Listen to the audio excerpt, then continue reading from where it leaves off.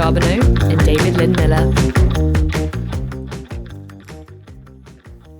Welcome to Dudes on Movies. I'm your dude Scott. I'm your dude Dave. And today we're discussing 1992's Basic Instinct, directed by Paul Verhoeven and starring Sharon Stone and Michael Douglas. It's the summer of sleaze. It's rolling on. It's slipping down the road.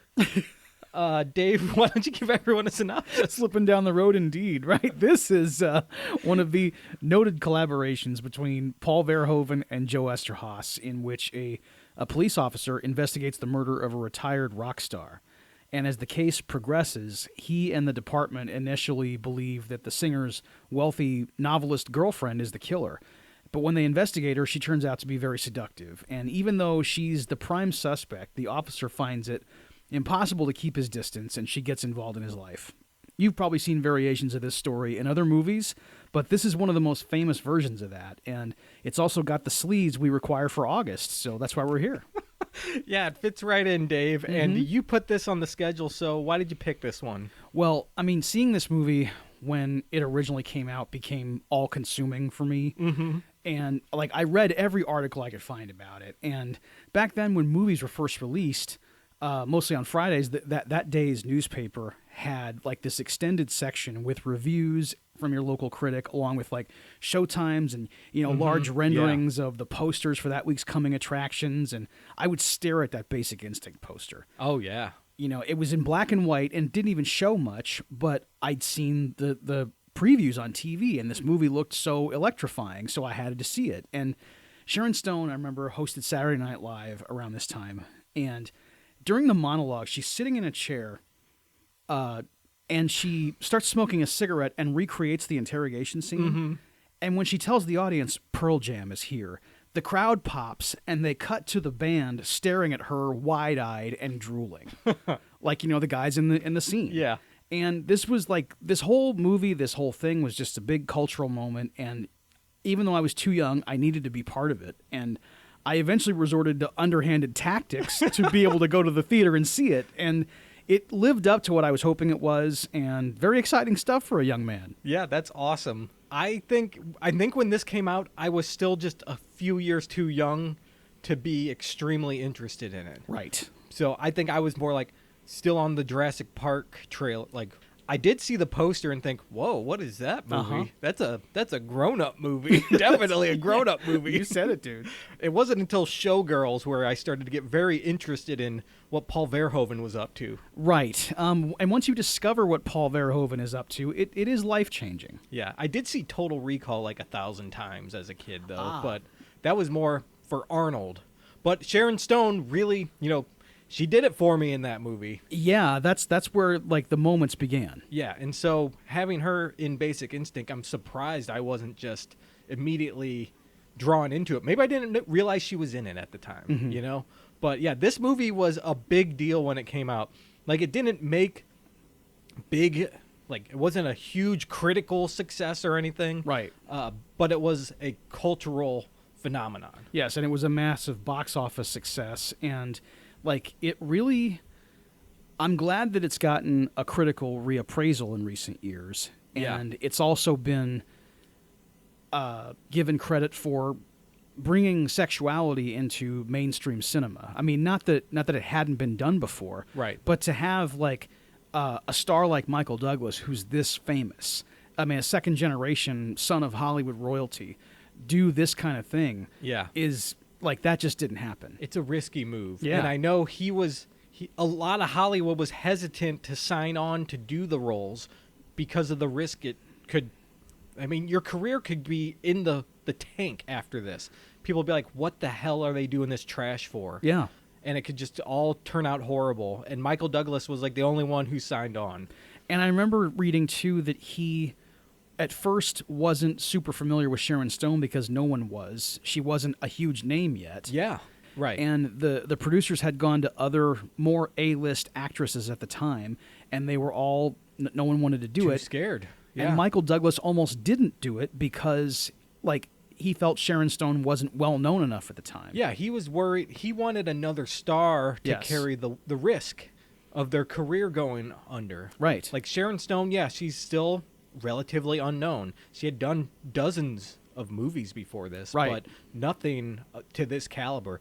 Nothing where she gets top billing with Michael Douglas. Yes. You know, this is a huge deal casting the female lead. And she's incredible in this movie. Oh my God, she's amazing in yes. this movie, and everyone agrees. Of course. Like, she got a lot of critical acclaim. Some people didn't like it, but most people, I think, agree she's great in this. Right. She even won I think she won the MTV Movie Award. Yeah. She Most did- desirable female. Yeah, most desirable female, and she won best female performance. Yes. I love that the MTV Movie Awards just ate this movie up. Dude, it just makes me so happy. I mean, like when I was a teenager, I loved watching the MTV Movie Awards because Yeah. like I know they're not as prestigious as the Oscars. Nothing is, but they're way more fun. Like it was every category was something that you were like invested in. Right. And there's like best villain, best on-screen duo that this movie was nominated for, and even best male performance for Michael Douglas, and Yes. best movie. So it didn't get that many awards in the the more serious competitions, Right. but she did get nominated for a Golden Globe, which Yes. is amazing. And she would go on, of course, to like actually now get an Oscar nomination later in her career when she starred in Casino. Yes, which wasn't much longer after this, couple Right. years. So Yep. It made her a star. yeah, and I mean this movie blew her up. Like Right. this created Sharon Stone. And it should, because I mean this is a star-making performance, and it's all Sharon Stone. It is the Sharon Stone show. It definitely is. And she should have, like, on the credits, she doesn't get above the title credit, Right. which is unfortunate. She should be ahead of Michael Douglas, if you ask me. She definitely should, Yeah. because like this movie wouldn't be a movie. It's her thing. Yes. The movie, yes, it's trashy and sleazy. Right. And you could pick it apart if you want to, but it is a good time. It is thoroughly entertaining. Yes, and of all the movies we've done in the summer of sleaze, like I think this is the most like polished Hollywood version of that sleaze. But like that's Yeah. what's great about it, is that it took the things that people were used to seeing in B movies and put this like Hollywood sheen on it. And Yeah. it's great to watch. And I mean, Michael Douglas is amazing to watch in this too. Yes, he is. Just his total collapse. I love it. Uh-huh. It's so fun, and we'll talk a lot about it. So Let's get into it. Let's do this. It's time to get sleazy, everybody. And right from the beginning, you get that TriStar Carol Co. intro to the film, which I forgot how much I loved that. Yeah. When I saw that pop up, like the Pegasus flying over the logo. My brother and I would call it Flying Horse. Oh, of Like, course. look, it's Flying Horse. Anytime we watched a movie with TriStar, Flying Horse, you're going to miss Flying Horse. So stupid. I love but- how it runs in from the screen left. Yeah, like comes from the side Yes. and then into the camera. And then it becomes a Pegasus when it leaps. It rules, man. And the Carol Co., the C forming with the lines. The man, best. oh, it's so great. And then we go from the amazing, nostalgic production companies into a bedroom mirror hanging from a ceiling.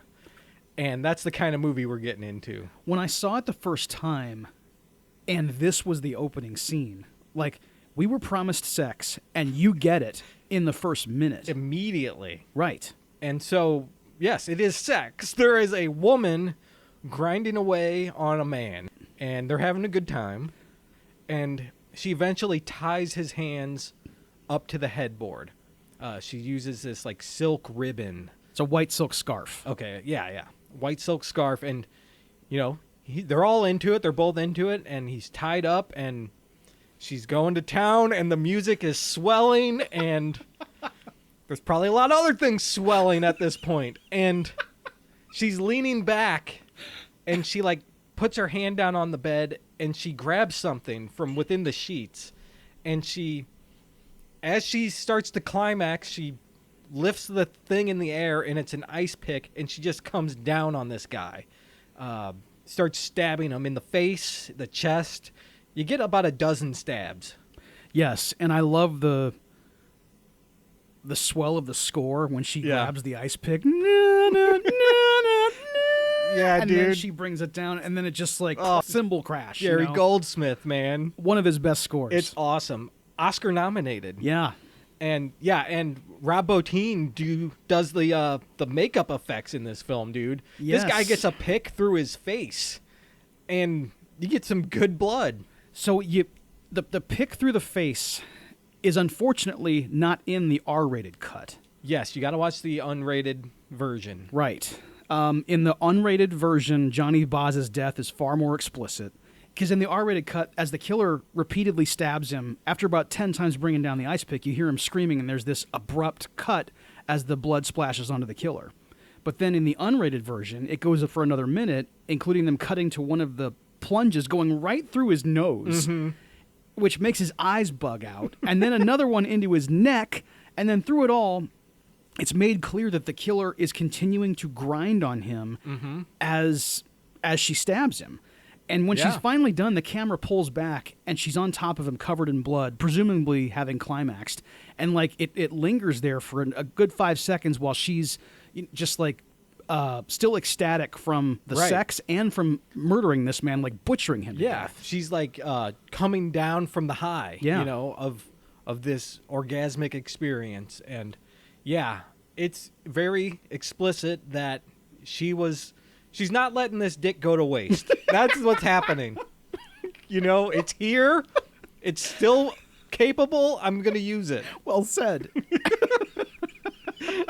But yeah, Rob Bottin, I wish that, like, his best work had been left in the R-rated cut because, like... Yeah, they had to cut a lot of stuff to get theatrically released without NC-17. Yeah. And I've never seen that cut, so... The R-rated cut? Yeah, I've never seen that one. Okay. I never saw it when it came out, and I've only seen the, I think it's the most widely distributed version now is the unrated version. Yes. I don't even know if you can buy the theatrical cut. That's the opening to this film, and that's what we're dealing with. Yes, and we cut to, the police have arrived the next day at the crime scene, and we see... Johnny Boz is the rock star who was knifed to death, ice-picked to death, excuse me. He's still tied up with his hands bound from that white silk scarf to the headboard. And Michael Douglas and George Zunza walk in. They play Nick Curran and Gus Moran, the police officers from San Francisco. Yep. Detective duo. Partners in police. Crime, probably. I mean, yes. Yeah, of course. Probably so, yes. The other thing, too, about, like, it's like, I wish movies that took place in this city paid closer attention to something. The San Francisco Police Department does not have detectives. They have inspectors. Oh, so they should call them inspector. Yes. Gotcha, yeah. Because when Nick and Gus first arrive, and when they go to Catherine Trammell's house later, they introduce themselves as detectives Curran and Moran, and later you hear the other guys at the headquarters addressed as detective, and that's not accurate. I mean, it's just... Yeah. They get it right later in one scene where, like, Nick is going through her research material, and there's a picture of him, like a newspaper clipping, and it does say Inspector Nick Curran in the caption, but that's it. All right. Dirty Harry got this right. I don't know why Basic Instinct couldn't. I don't know. I mean... It only took $3 million to buy the script. He could have got inspector right instead of detective. Joe Esterhazy was paid $3 million. Apparently, for the this script. is like the biggest script bought in the history of scripts. And like, I know he got a lot of money for his Showgirls script too. And so they're looking around the crime scene. We see maybe half a dozen cops here that we see throughout the film, and they all kind of are like grab-assing with each other while they're at the scene. They're all very familiar with each other. They're joking around. The one cop, I think it's Sam, has like a black light, and he's looking at the sheets. He's like, there's cum stains all over him. I think Michael Douglas or someone's like, man, he's a champ. Or they say some shit like that, He says he got off before he got offed. They're making jokes, yes, right? And they all have a good laugh about that. But Chelsea Ross plays Captain Talcott. He's in the background. He doesn't think that's very funny. No, he wants this handled properly because, this guy was a civic-minded, respected, retired rock star. He was a member of this community and well-respected. And Michael Douglas finds the tray of cocaine, and he's like, yeah, I know. And look, there's very respectable, civic-minded cocaine.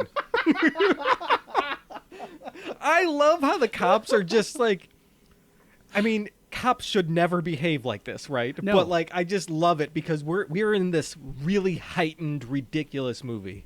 I mean, imagine you walked into like a room like this where there's someone who's been stabbed 27 times. There's blood all over the room. Yeah. And you're making jokes. These guys are so desensitized to this stuff. San Francisco must be like a horrible place. It's a hellhole, dude. And by the way, Chelsea Ross, I recognized him from Bill and Ted's Bogus Journey. He plays Colonel Oates. He is Colonel Oates. That's right. I also know him from Major League. He's he's the Southern man who likes to put KY all over the ball. Yeah, that's an illegal move, It Dave. is, yes. But yes, Captain Talcott wants them to take this seriously. Right. And doesn't like all their joshing around. Nick and Gus realize that he was last seen with Catherine Trammell. Yeah, his girlfriend. They left the club together or Right. something last night. So yeah. they go to see her. Exactly. So they go over to her residence, and a woman comes down the stairs, and they're like, Miss Trammell, I'm, so-and-so. And it turns out that this is not Catherine Trammell. Right. This is Roxy. Leilani Sorelli. Leilani Sorrell. Yeah, okay. Thank you, Dave. You saved my life. She comes down the stairs and basically just tells them she's not here. But she does give a little bit of character building by saying oh, is he dead?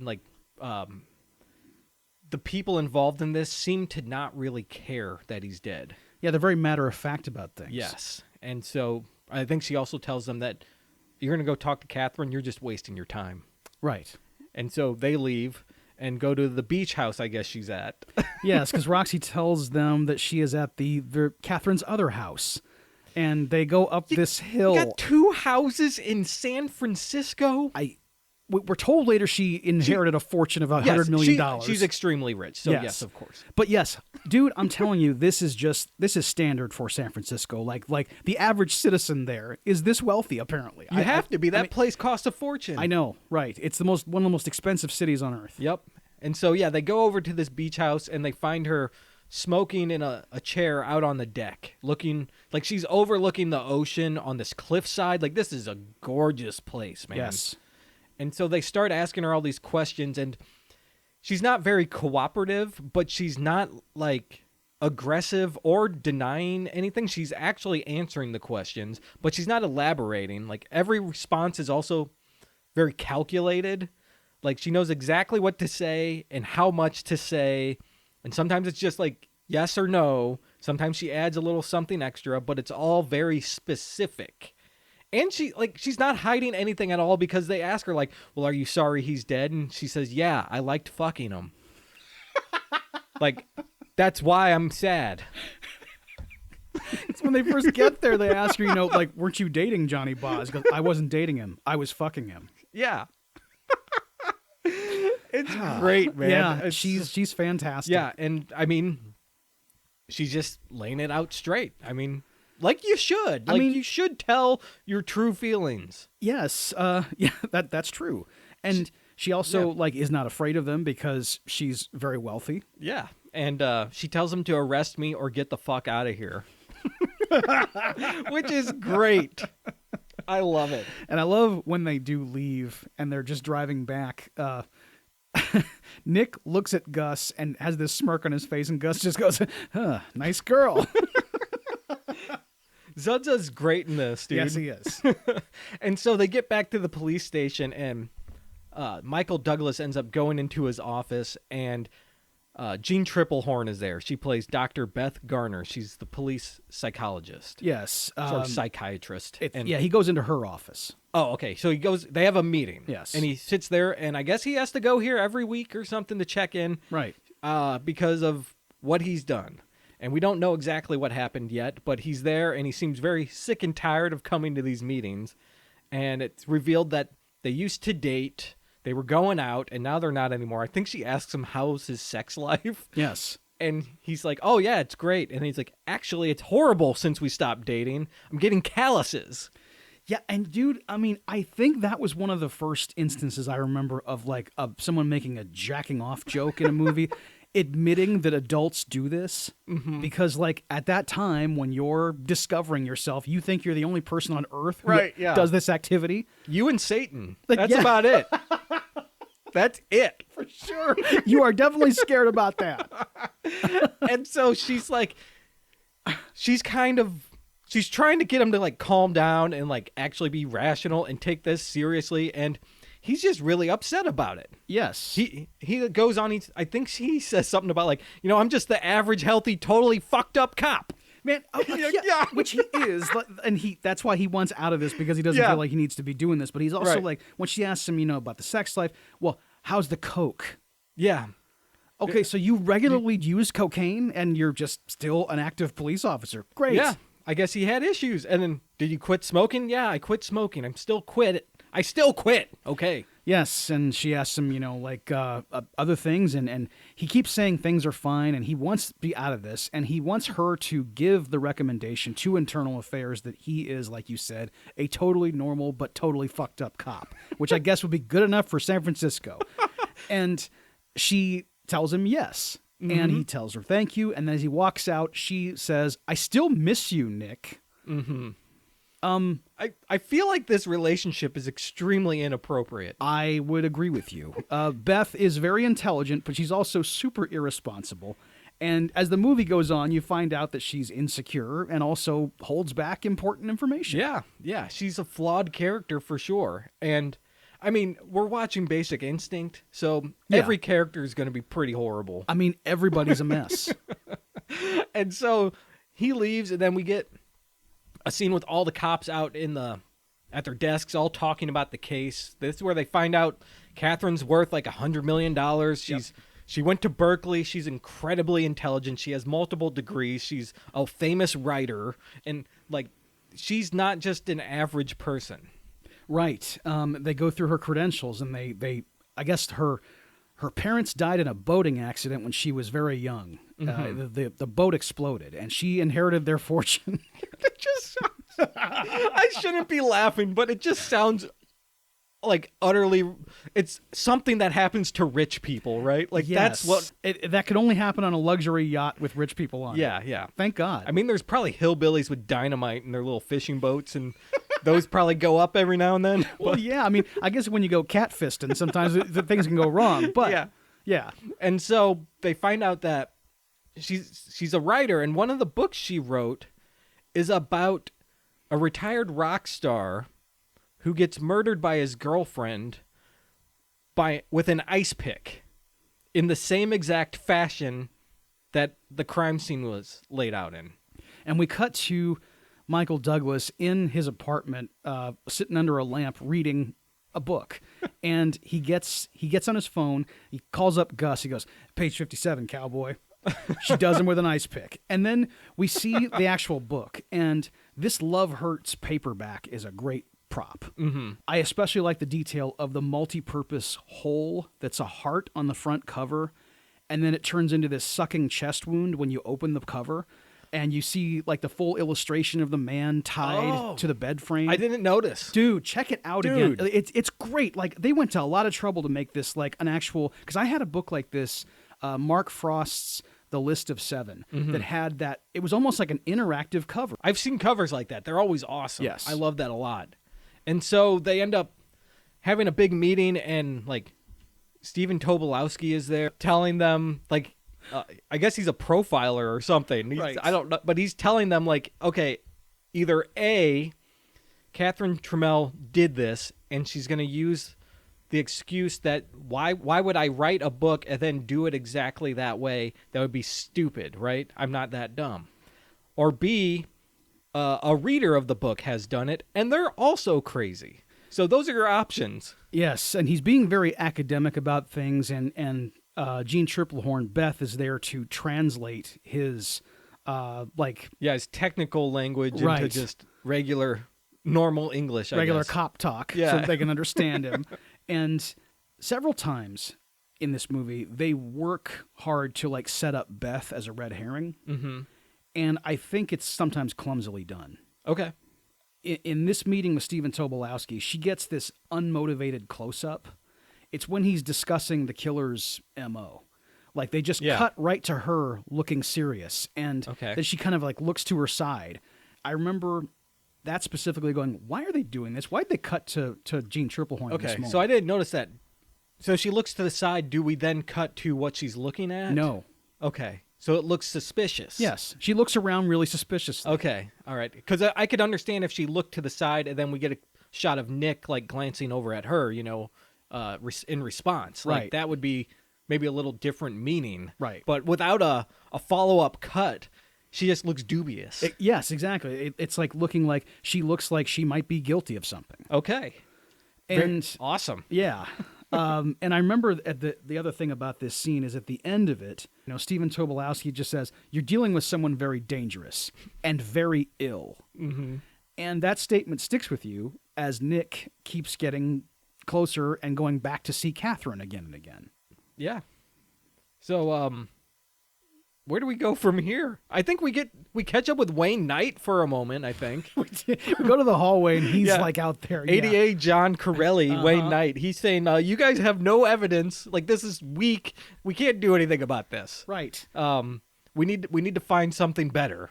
And he talks about how if we bring her in for questioning, she's got a lot of money. So she's going to bring in a team of lawyers and they're going to fire all of us. Yeah, huge lawyers. And then Nick's response is, she's not going to get a lawyer. And they're like, well, what makes you say that? He goes, I just know. I just know. She I just won't know. hide She's not behind gonna. She's not gonna hide. Yeah. Right. And everyone looks at Nick like, what? Like, why'd you say that? Yeah. That's weird. Like, why do you know this? And Yeah. what makes you think that like Yeah. you can have this insight into her? Like, Nick doesn't look smart here. He just looks like an ignorant guy. And he also sounds like he admires her. Yeah, he does. And so they go and pick up Sharon Stone, and it's Nick and Gus, and Sharon Stone's there, and she wants to change her clothes, and they let her change. And while she's changing, this is where we see that newspaper with the inspector headline. Yeah. So we get to learn, like, all right, Nick killed some tourists on accident, and he's been, you know, he's not guilty of the case. He's fine, I guess. He shot and killed 2 tourists, and yeah, he's been, if not exonerated, he just wasn't charged with murder. Yeah, he's been cleared. Right. And so he's looking at his paper, and then he notices Sharon Stone in the mirror getting completely nude and changing clothes, and he just kind of stares at it and then walks into the other room to get a better view. And it's important to note he does not tell Gus. Like, Gus is still looking at the clippings, and like Nick takes this moment for himself to get a big eyeful of Catherine Trammell's nudity. Yes. And he sees her putting on the dress, and she walks out, and, you know, she doesn't know he was looking, but I imagine she did know. She probably planned that. There's a full-length mirror in front of her closet, which faces her bedroom door, which she left open. She's dressing on the other side, like out of the reach of the mirror. Yeah. But her reflection is there. It's actually a very well-composed shot, but it's also like if Catherine Trammell knows that her like reflection is there for him to look at. Yeah, she definitely knows. Yes. Like, once we realize how incredibly smart this woman is, right, she has definitely planned that. Yes. And I guess then, like, once you know also, like, the ending of the film and you go back and watch it again, yeah, like you said about her intelligence, I mean, like, she planned this, I mean, like, all of this was, like, she saw the future. Yeah. And she knew exactly. She's a mastermind, right? Like, right. And so they end up going in the car, and she starts playing mind games with everyone. Well, Nick specifically. Yes. She asks him for a cigarette, and he says he doesn't smoke, and then she lights up her own cigarette just to fuck with him. That she gets out of one of these old cases, like, you know, you just like, it's this ain't a pack of Camels. No, you know? no, she doesn't get out a soft pack. No, it's in this great, you know, glamorous case that she keeps on her, this clamshell thing. Mm-hmm. And then they start like having this back and forth about being a writer and stuff, and she mentions that, yeah, she likes it. Being a writer teaches you how to lie. And she keeps saying all these things that sound very suspicious, like almost like she's trying to sound like she's hiding something or in on something. Right. She's being taken downtown to be asked about a murder, and she's very upfront about what she thinks about all situations. And then when they ask her, you know, like, what are you writing a new book? She says, yes, I am. Mm-hmm. It's about a detective. He falls for the wrong woman.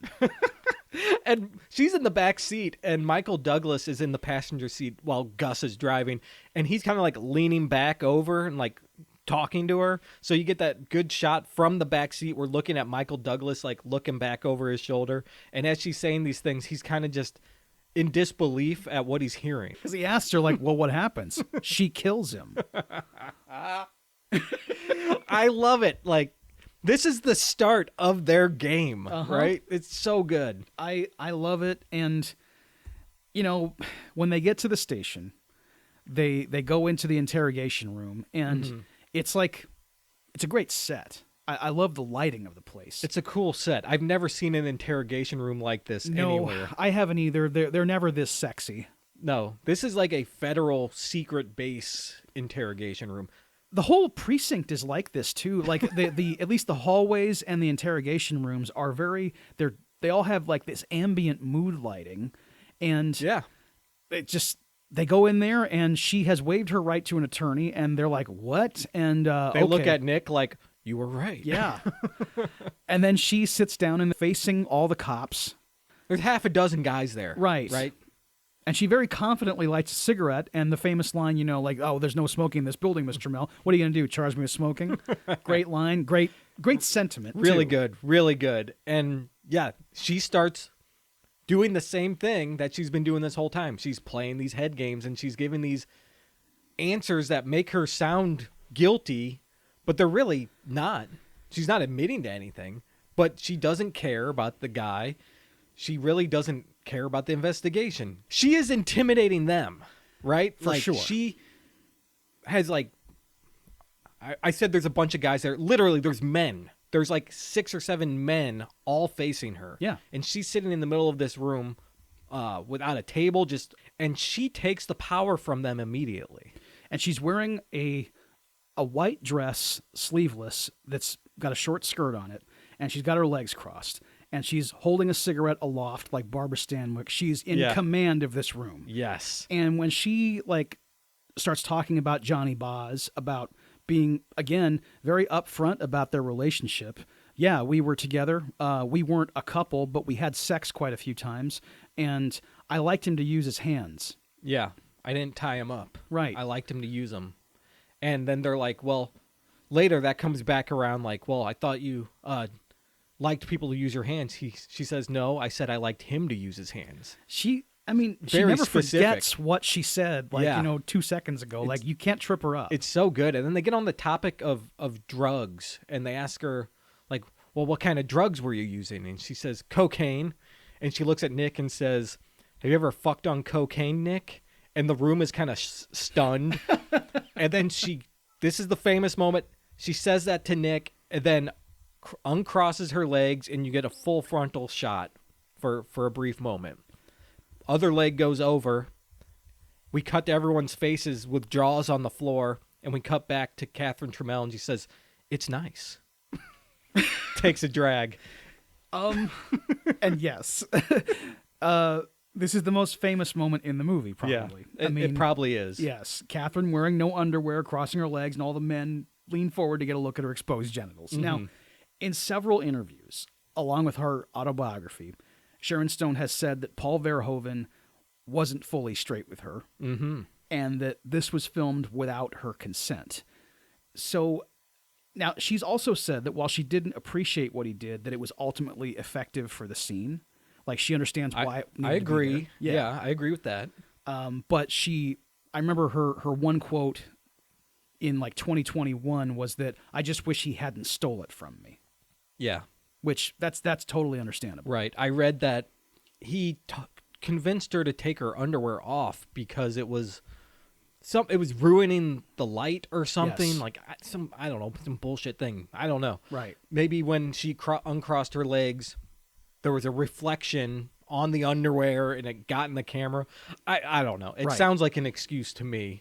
And I know Verhoeven, sometimes he will use underhand tactics to get what he wants. For a guy who has done so many questionable things, he doesn't have as terrible a reputation as he probably should. People think of him, myself included, as being kind of like a rascal. Yeah. And that's not the case. The guy's he's done some shitty things. Yes, he has. And so they disagree. And apparently he told her at a dinner the day before, like, hey, this is what I'm thinking for the shot. Let's do this. And she totally agreed to it. And to this day, he still stands by that. Yes. And she still stands by her side of the story. Right. And he says that they have a great relationship, him and Sharon, and she hasn't said likewise, but they have spoken since then, and they've been seen in public together, so there isn't like a ton of animosity there. But she did maintain, like throughout all the times she's recounted this story, she has said that it wasn't fully consensual. Right, and that's pretty shitty. It is. Yeah. But it became the biggest thing in the movie, which is, I mean... Because yeah, it really is. It's a major moment. I mean, like it is a major thing for any actor to like be exposed that way. It is like because you don't see, you never see a vagina in a theatrical released film. It's extremely rare. I couldn't even tell you another instance. And honestly. when it's obvious too that you are seeing that, it's not a merkin. I mean, like you're looking there, and I can't believe it's in the movie in either cut. Yeah, it's really incredible that it was left in. It's still shocking. That's to me. true. I mean, geez. Yes. And so, yeah, after this moment, everyone's just flabbergasted, and they start asking her more about. She was married to a boxer, like Manny Vasquez, right? And she said she did love him and stuff like that. And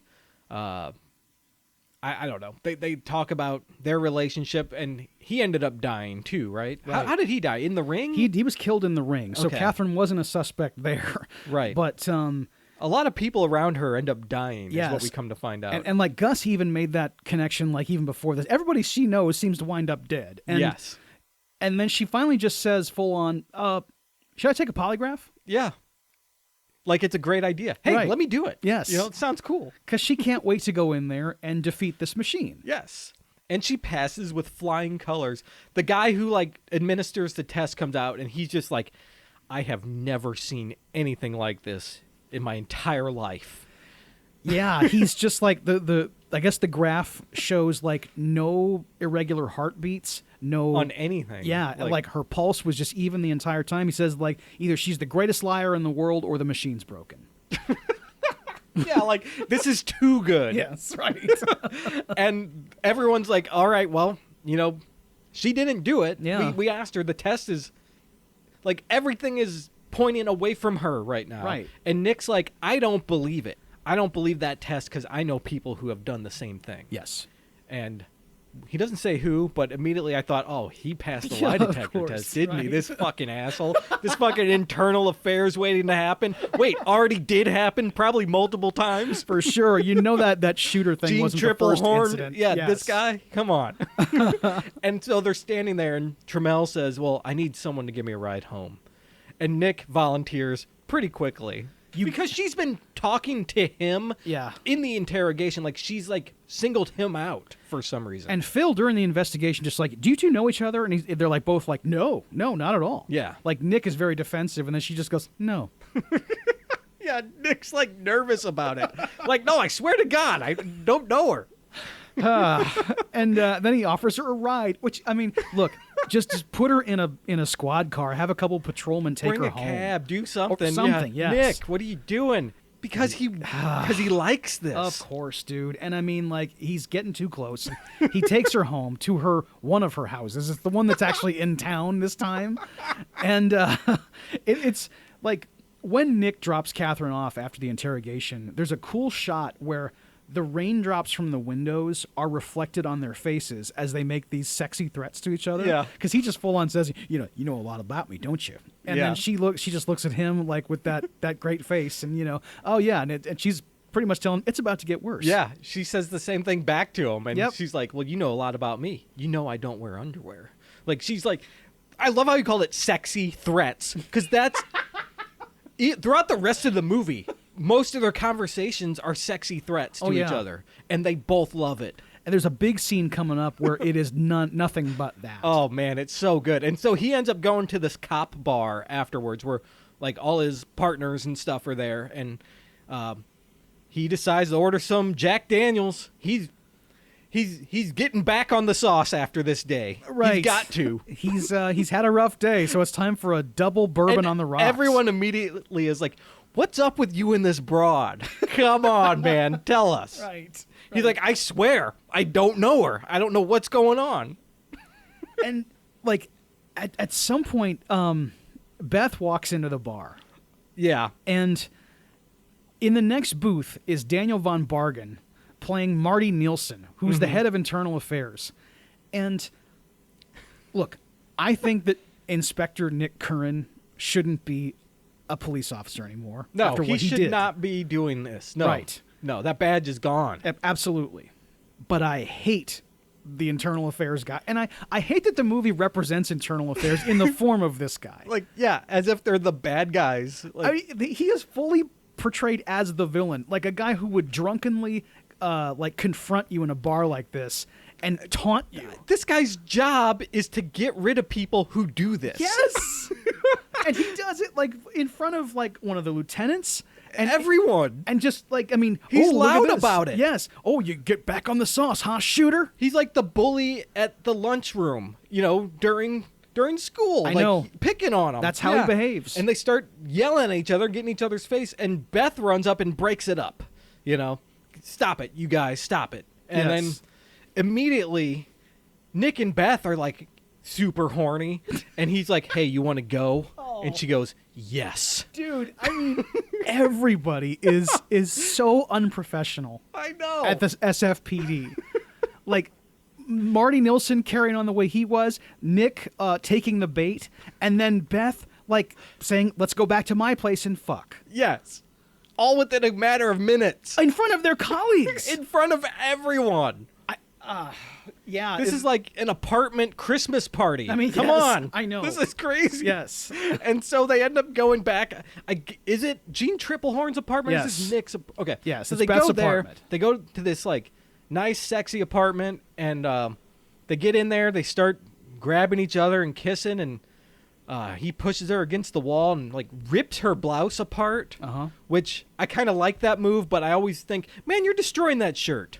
Yeah, I mean, what bothers me. No woman would put up with that. Like, you just ruined my clothes. Get out of here. Yeah, that's my best work outfit. Now Right. what am I gonna do? Yep, you're done, dude. Yeah, and then the sex isn't gonna be that good, Michael Douglas. It's not worth a shirt. Come on, Dude. you better sew those buttons back on. Yes, that's That- right. Here's a that- needle and thread. Yeah, right. Yeah, You got 3 hours?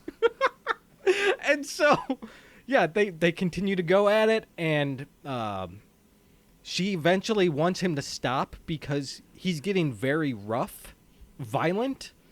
He's not like beating her or anything like that, but he is. She says something later like, "You were never like that before," so like she doesn't like this, but he keeps going. Yes, he's being way more aggressive apparently than he had been previously. And, Right.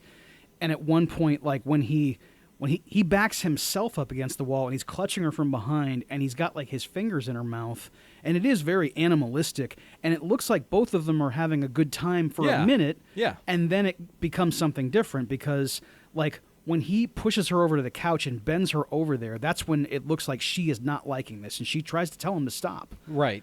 And this is another moment, unfortunately, where Paul Verhoeven got up to some shit. Oh wow, really? Because I guess, according to Gene Triplehorn, this scene wasn't as... It was, like, not written as rough as it Okay, got. gotcha. And also, like, she said that there were multiple times where Beth says no. Yeah. We only see, like, one half of it, in the actual both R-rated and unrated cut. Mhm. And here it's like... It makes it look like, she's liking it more than she did. It kind of does, because she's not as emphatic as you would Right. expect. Because she doesn't fight it as hard as you would think. Right. I mean, I know it's so hard to stop someone who's overpowering you, right? Yes, of course. But like, it doesn't even look like she tries to stop him physically. She just says no. He ends up, penetrating her from behind. And Right. It only lasts 3 seconds. That's your typical sexual assault right there, right? Like, Of course. he's getting in and out as fast as he can, just for his own pleasure. Yes, and for a scene that starts so erotically charged and looks like, this is a good erotic Yeah, scene, yeah. they were ready to go, and Right. now they're having a good time. Yeah. Yes, and it's like, I mean, Jeannie Triplehorn and Michael Douglas have really good chemistry in this scene, and it's really playing well. But then it becomes something ugly. Yeah. And once it's over, they're laying together, and she says what you mentioned about how you'd never been like that before, and then she also says, "I knew her at Berkeley." Yeah. She knew Catherine Trammell. Right. They had a class together. So, he asks her rightly, well, why didn't you tell me that before? And she doesn't have a real good answer for it. But I mean, like, she sat in a meeting with Stephen Tobolowsky's character and all the other detectives and never brought up that she knows the suspect that they're after. Yeah. I mean, that's a pretty important piece of information. It's a big deal. Yeah. Yeah. But she didn't. And so she ends up getting really mad at Nick here because he seems to not even care much about her. Right. He says, "I need a cigarette," to try to brush her off. Yeah. She says, "It's in the top drawer.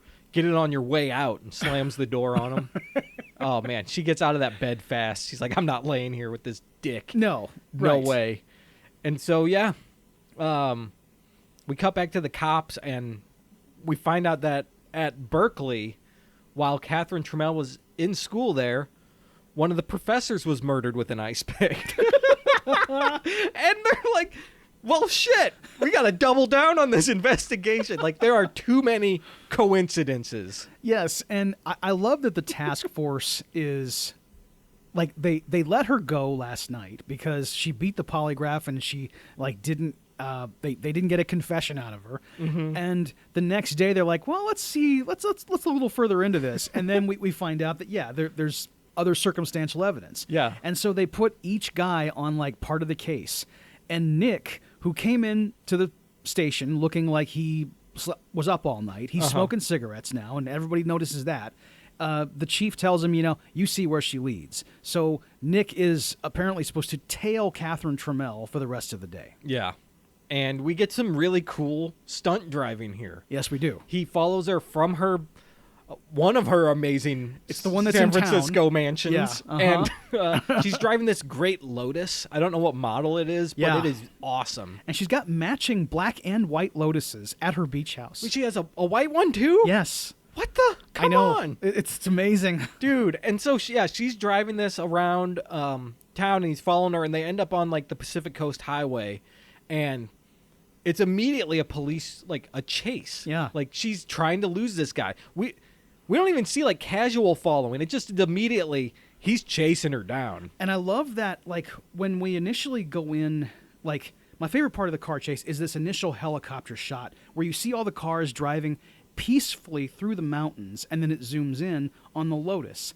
And then when it gets to where this is Catherine's car, she just darts out and cuts off the guy in front of her to pass him on this mountain twisting road. It's a 2-lane road Yes. with massive curves on this cliffside. Right. Extremely dangerous. This is a no passing zone, and she's going in and out constantly. And she knew that she was being followed, and she's very obvious about trying to lose the tail, and because this is just a game to her. Yeah. She knows it's Nick. She Right. has to know, right? But yeah, he's matching her, right? He is. He's weaving in and out. And I said, it's very exciting, and it's awesome stunt driving.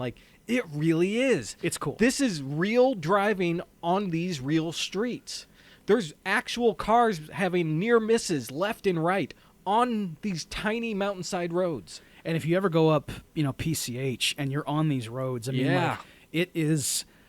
Oh, it could be scary just driving in at the speed limit. I know, because I remember I was doing 15 miles an hour going around one of these curves where it is fully blind. You can't see anything. Yeah. And, I even if you stay in your lane, if an 18-wheeler comes around that bend, I mean, crunched. yes, you're done. Yeah. And so, the shots are amazing. You mentioned the helicopter shot. Yeah. There's a lot of, dash cam shots. Yes. From within the car with, they go around, and then a car's coming right at them. They have to turn right back in. Right. It is excellent filming. This is great stuff. Great stuff. And then they end up at another part of the city, or maybe another city. I forget where they're at. Yeah, she went north, north of San Francisco, maybe, I don't know, 90 miles to this, little town. Okay. And she's there to visit a friend.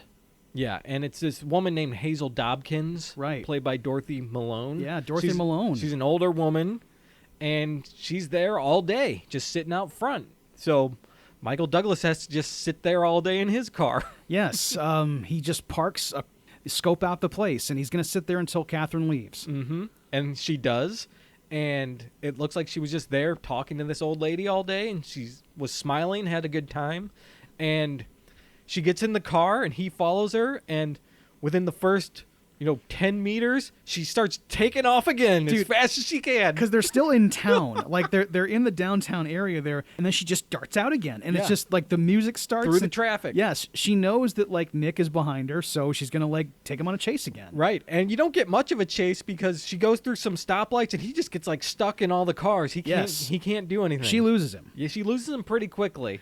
And, I mean, she's going to, like, go recklessly down PCH again. I know. And then he ends up finally getting back to her house, and he sneaks in the backyard like he's like Duquette from Wild Things. This is a Ray Duquette. And he's like looking in her window as she gets completely naked, and he's just staring at her. Dude, there's like a mist on the pool surrounding this like picture window. This is amazing. I mean, it's just a great way to be naked. It's so sleazy. Also, there could be a Demogorgon around, too. It's pretty creepy. But, yeah, dude, he's just staring at her, and I don't think he blinks. Like, he's probably drooling. He has become obsessed. He's there on... like, he's not there on police business. He shouldn't be in her backyard. That's wrong. He shouldn't be trespassing. He doesn't have that authorization. He's just supposed to follow her. Right. I mean, when she got home and went into her house, that should have been where the chase ended, but no. Where's his handy cam? Call up Ray on the other side of the country. Come on. and she somehow, like, well, she definitely knows he's there, and she disrobes. She takes her suit off, and she's not wearing any undergarments ever. And she just stands there naked with the white silk scarf on, which she very slowly takes off. Of course. You have to take it off that way. Well, it probably feels good, too, that silk just sliding over your skin. Oh, yeah. I bet that's stuff. real nice. I bet it's awesome. Wish I had a silk scarf. Yes. I wish I had silk scarf money. Yes, me too. And then, so now Nick goes back to the office, and he looks up Hazel Dobkins in the computer, and apparently Gus knows the whole story and tells it to him about how she one day snapped and killed her husband and her kids, and then for some reason she doesn't know why she did it. She just all of a sudden snapped and killed them all. And this is the woman that Catherine went to see. And, apparently Catherine hangs out with a lot of people who kill or get killed. Right. That's what she does. And, like, this is suspicious behavior, but it doesn't really say anything about Catherine's case exactly. I mean, she's hanging out with somebody who also committed a homicide. Okay, well, that's something. Right. And so Nick ends up going to visit Catherine here again. He goes to her house, and she lets him in, and he sees a ton of old newspapers that are all about him. All these headlines about his investigations and the accusations and everything like that. And she tells him, yeah, I told you I'm using you in my new book. Like, congratulations, I hope you don't mind, she says. Right. Like, okay. And then she says, well, let's go upstairs. Like, she has this wet bar in front of this big window.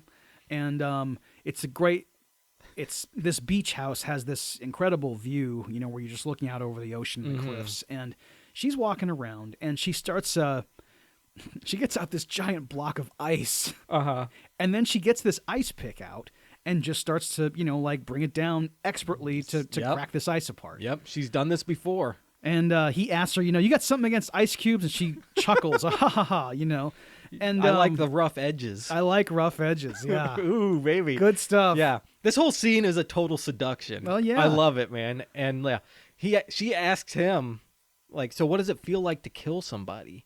And he says, you tell me. And it's such a great back and forth. And she's like, well, you've had 4 shootings in 5 years, was it? Like, all accidents? Like, yeah, you tell me. It's so good. And he says something about how at Berkeley there was the murder with the ice pick. And she says, well, obviously I got the idea from the murder at school. It's funny how the subconscious works. And I love Michael Douglas's response. He just goes, hilarious. It's great. And they're very close to each other, too. It's a funny response, but I also thought it was great just as a character. Yeah. Like, he's flirting with her. He's flirting with her, but he also fears her. And he knows he shouldn't be doing what he's doing. He knows he shouldn't be there right now. The movie itself, like, it either represents Joe Esterhaaz's irrational, sometimes toxic fear of women, or it's a depiction of a powerful, intelligent woman who may or may not be a murderer. And, I mean, I don't know. Does Joe Esterhaaz admire Catherine, or does he fear her? It's hard to say. I don't know. And that dichotomy reminds me a lot of the controversy of the film. Like, a lot of people protested this because of how it portrayed women and lesbians specifically. Right. And they hated that. But there's the other side of people that think she's a powerful, capable woman. And it's empowering for women to be like this. Yes, she's a murderer, but people can admire some of her qualities. Yes. And, I mean, I guess at the root of any depiction of a femme fatale is the man's fear that he'll lose his God-given control. Mm-hmm. And if it goes too far and his judgment is too clouded, the penalty is death. Ooh, not good. Right. And Nick is in that situation right now. He is, and he kind of likes it, man. And I love this thing where she gets close to him and she starts, like, hissing. How much coke did you do when you shot those tourists? She's putting her hands on him as she's doing this, and he grabs her hands and, like, puts them behind her, the one hand, and then she goes with the other hand, and he does it again. Now she's got, like, both hands bound, essentially, behind her back. Right. And he's overpowering her physically, but her face doesn't change. No. She's in complete control, even with her hands bound. Because this guy's sweating and she's not. Dude, and you know, when you hold someone like that, your bodies are close and touching. Like, yes. He is in a position to kiss her right now and then just get down on that floor and get nasty, right? Because their lips are about a centimeter apart, it's crazy. too. And then Roxy shows up, the woman we met earlier, who is not Catherine. Right. She shows up. Apparently, she's with Catherine. It's her girlfriend. And yeah, that's the reveal here. That's the reveal here. She comes up and they kiss each other, and Nick's like, "Fuck this, I'm out of here." Yeah. You know. And and then I think they kiss as he's walking away. You're gonna make a great book, Nick. And then Yeah. she just makes out with Roxy. And it's just, what if my mom walks in? That is on your mind the whole time. Like I remember seeing it in the theater going, I can't believe I'm here. I can't believe I'm seeing this stuff. I can't believe that, like, none of the other adults here are telling me to get out. How old were you? 14? Yeah. Dude.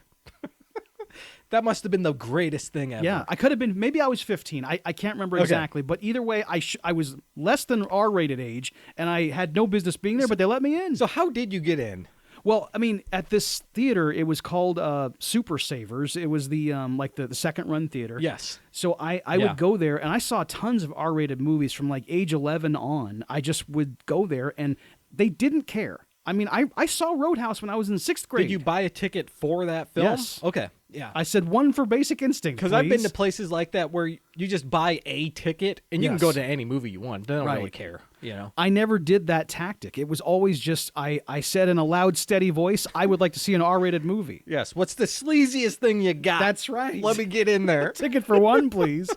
And so Nick ends up this is where he goes and he like confronts Beth about his file, because Catherine knows way too much about him. So somehow he thinks, does she reveal he has his file? Yes. I can't remember. She reveals that, yes. Like, Catherine does have the file because Beth showed the notes from their sessions to Marty Nilsson.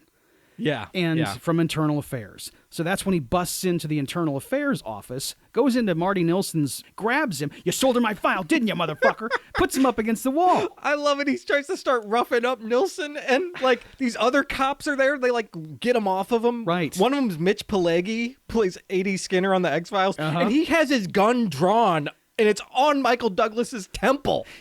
Easy now. Easy. Just grabbing him like, putting a gun to another cop's head. It's the best. Because, I guess in this scenario, it's warranted. I guess. I don't know if that's warranted. Is he Internal Affairs? Yes. He should know better. Well, they're all... Dude, no one gives a fuck in this police department.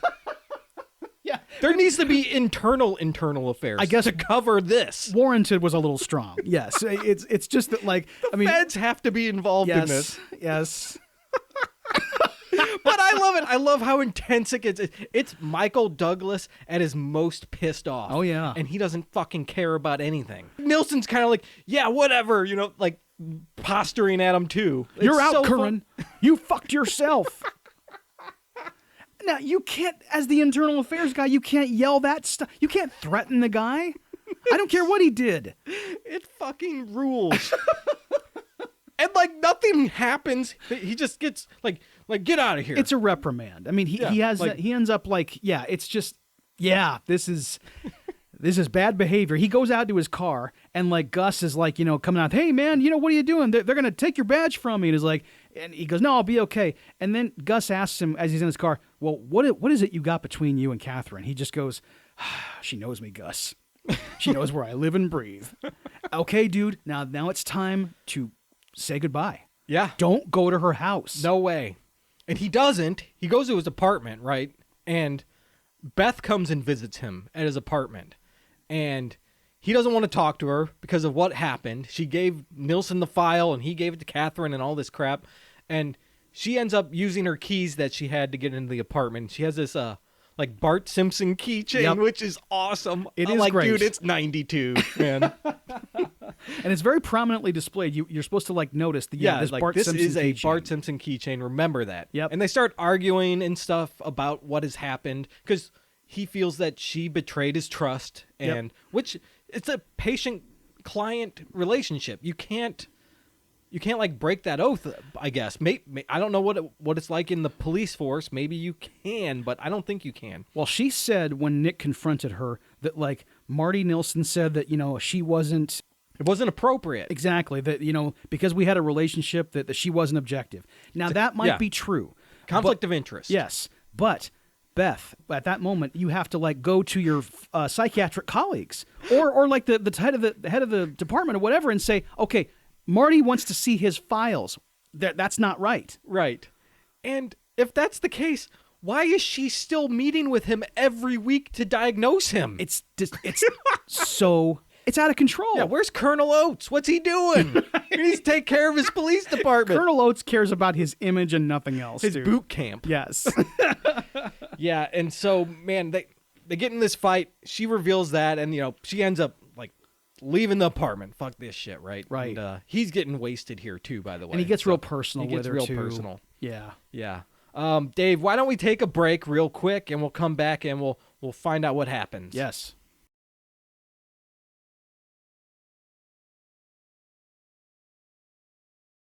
All right, Dave, we're back from the break, and we're in hell. Hellraiser is on the TV. Nick gets a phone call, and he's woken up in a drunken stupor, and literally Hellraiser 2, Hellbound, is playing behind him. Yes. The entire scene. But he gets a phone call about how there's been a murder or something. He's got to come down to this. Yeah, there's a crime scene. There's something going on. And so...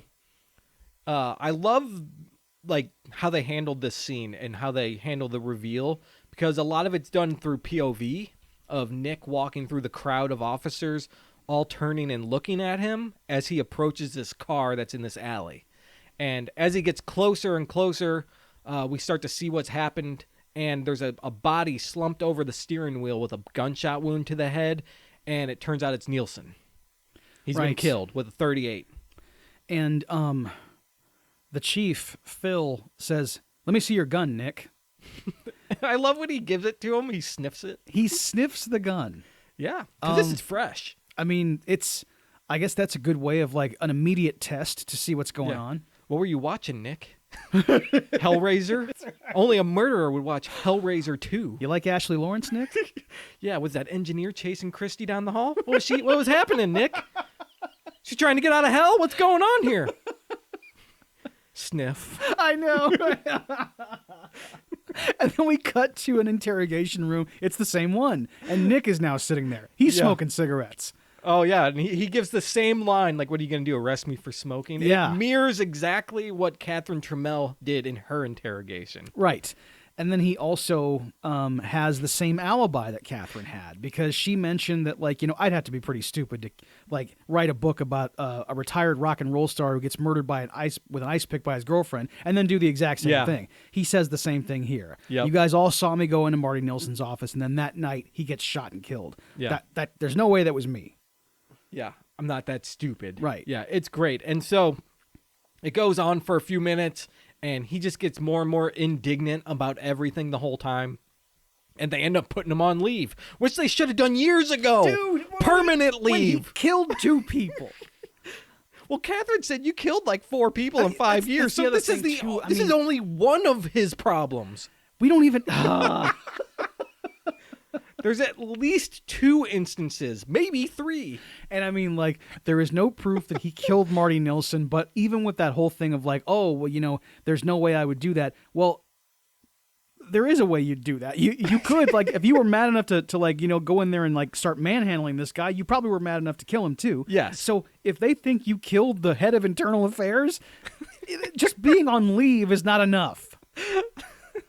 He's getting off pretty easy. He is, yes. He should be arrested. But man, before he leaves, he's like got free access to the computers and shit too. I know, that's the other thing. And also Beth had walked into the interrogation room when Mitch Pileggi was sweating him down. Yeah. And she defended him. She said, "Oh, I was at Detective Curran's house, at 10 o'clock last night, and he was sober and lucid." Yeah, and there was no risk, you know, to anyone. Like, he was fine. And then as they leave, he starts talking to Beth in the hallway, the 2 of them. He's like, "Hey, thanks for what you did back there. Right. Like, I really appreciate it." And she's like, "Hey, I had to repay you back somehow." For what, though? Like, For giving Marty Nilsson the notes. the notes would For showing Marty Nilsson the session notes. Oh yeah, for betraying him. Yes. Okay, I gotcha. Yeah. Right. The movie does get a little confusing. When they walk out, this is one of those moments, another one of those moments that I think isn't handled super well. Like, they go out to the parking lot. Beth goes to her car, and when they part, they're on good terms, and she kisses him goodbye. Yeah. And he says, "Hey, Beth, all that stuff I said last night." She goes, "Don't worry, I'm a big girl. I can handle it." Mm-hmm. And he's like, he looks like, "Oh, this is nice." Yeah. And she's smiling as she walks away. And then when he turns his head, her smile completely just goes down. I didn't catch it. Dude, you didn't see it? No, I didn't catch it. Man, no, she's smiling and then she's not in a flash. Okay. And then she sits down in her car and she goes, Okay. So I do remember the exhale. I thought she was just, putting on a front to try to be strong, not to like hide anything. To me, it looks 100% like she is hiding something. And she would only act like this if there was like something real bad going on, which I guess, I mean, I'm criticizing the movie for like, making it look like maybe she's in on something, but I guess she is very conflicted because of other knowledge that we'll find out later. Yeah. And she has been hiding things. She's got a lot to hide related to the case, but she also had a relationship with Nick that the whole department knows about. I still can't get over this police department and how ridiculous it is. Yeah, man. And before they left the building, I think Sam, Bruce Young's character, another detective, fills Nick in on some information about how Catherine's parents were worth $5 million each or something, and in the boat accident, and like, I don't know, maybe she killed them too, and I don't know. The evidence stacking up that maybe she kills everyone around her. Yes, like the way Sam tells it, it's that that Catherine might have been behind the parents dying. Yeah, there's too many people dying around this woman, right? And she's benefiting from a lot of it. So then Nick goes home. And he pulls up in front of his apartment, and Catherine is waiting outside his building for him. I love this scene. And what I like a lot of things about it. I like how Catherine is not glamorous in these scenes. Mm-hmm. She's kind of just dressed in plain clothes. I mean, I'm sure it's still very fine clothing, but it's not these sexy dresses. Her hair's not all done up and like all this sexy makeup or anything. She's just kind of like in a casual outfit, and she's waiting for him. Right. And you're right about like how it's casual but probably really expensive. Yeah, exactly.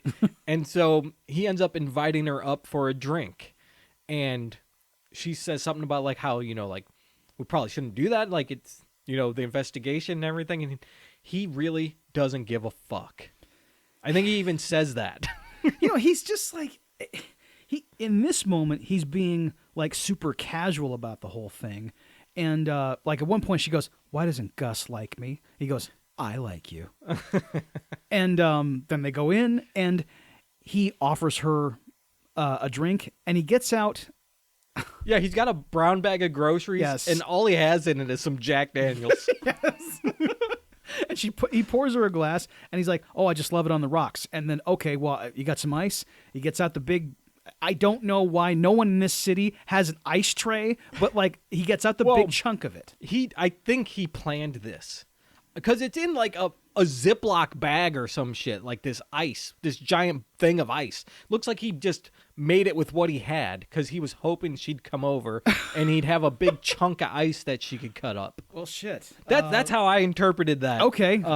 Like he knew she would come and see him. All right. After everything that's going on, he knew she was not going to leave him alone. I love Sharon Stone's handling of the ice pick. He passes it to her. She gets it in her hand, and then she like throws it in the air and very deftly catches it like a chef. Oh, yeah. And then just starts to go to town on it. Yep. And he's looking at her, and she goes, "You like watching me do it, don't you?" I love the sexy dialogue exchanges here. They keep getting like real close to each other, and they keep dancing around how inappropriate this relationship is. But they talk about the case, and he continues to accuse her, and she continues to mind fuck him. It's just so awesome, this whole scene. It's so good. Yeah. Eventually, she tells him where she'll be that night. She's going to leave her apartment or her house at 12 o'clock, and she's going to Johnny Boz's club. If you want to follow me, that's where I'm going to be going. Yep. And he tells her, yeah, I'll be there. Yeah. And we end up at this EDM club. Dude. Yes, that's right. Early 90s electronic dance music, man. Like pre-Prodigy type stuff. This is awesome. Yeah. And I love Nick's club wear.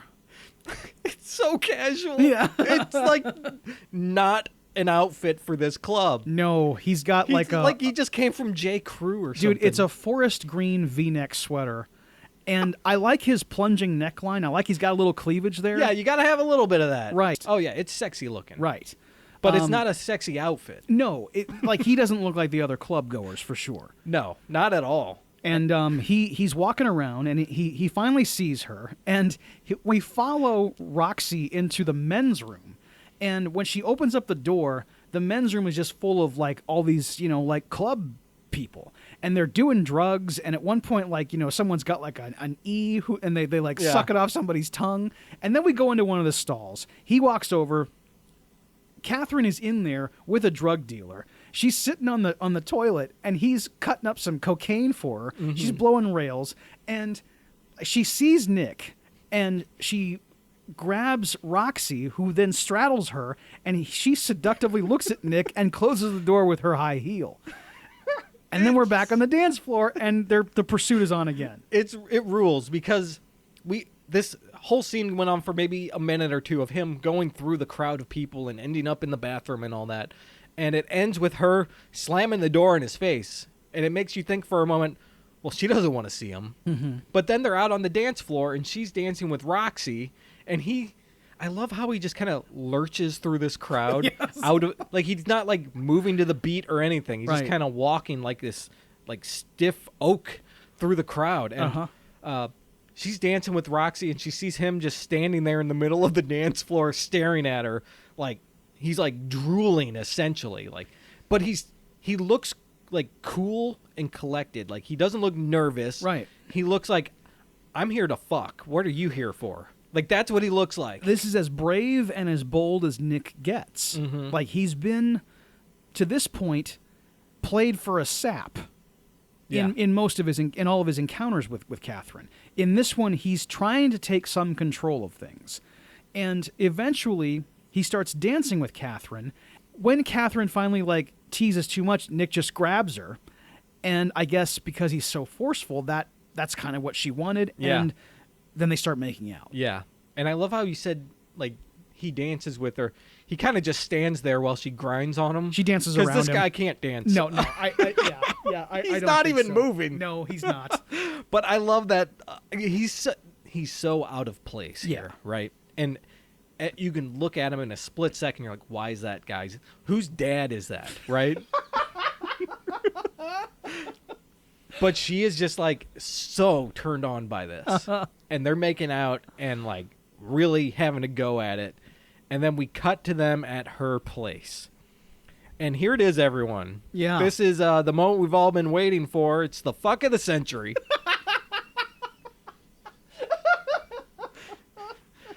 We got vagina. Now we get the fuck of the century.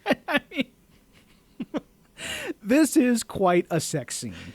This is the sex scene. It takes, oh my God. When actors do this kind of stuff together, it takes a lot of planning. It takes a lot of trust. It's really hard to act this stuff.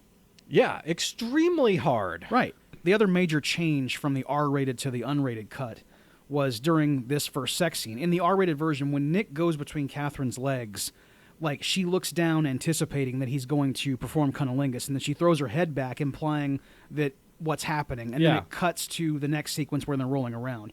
But in the unrated version, when she looks down at him, it instead cuts to Michael Douglas performing oral sex. Mm-hmm.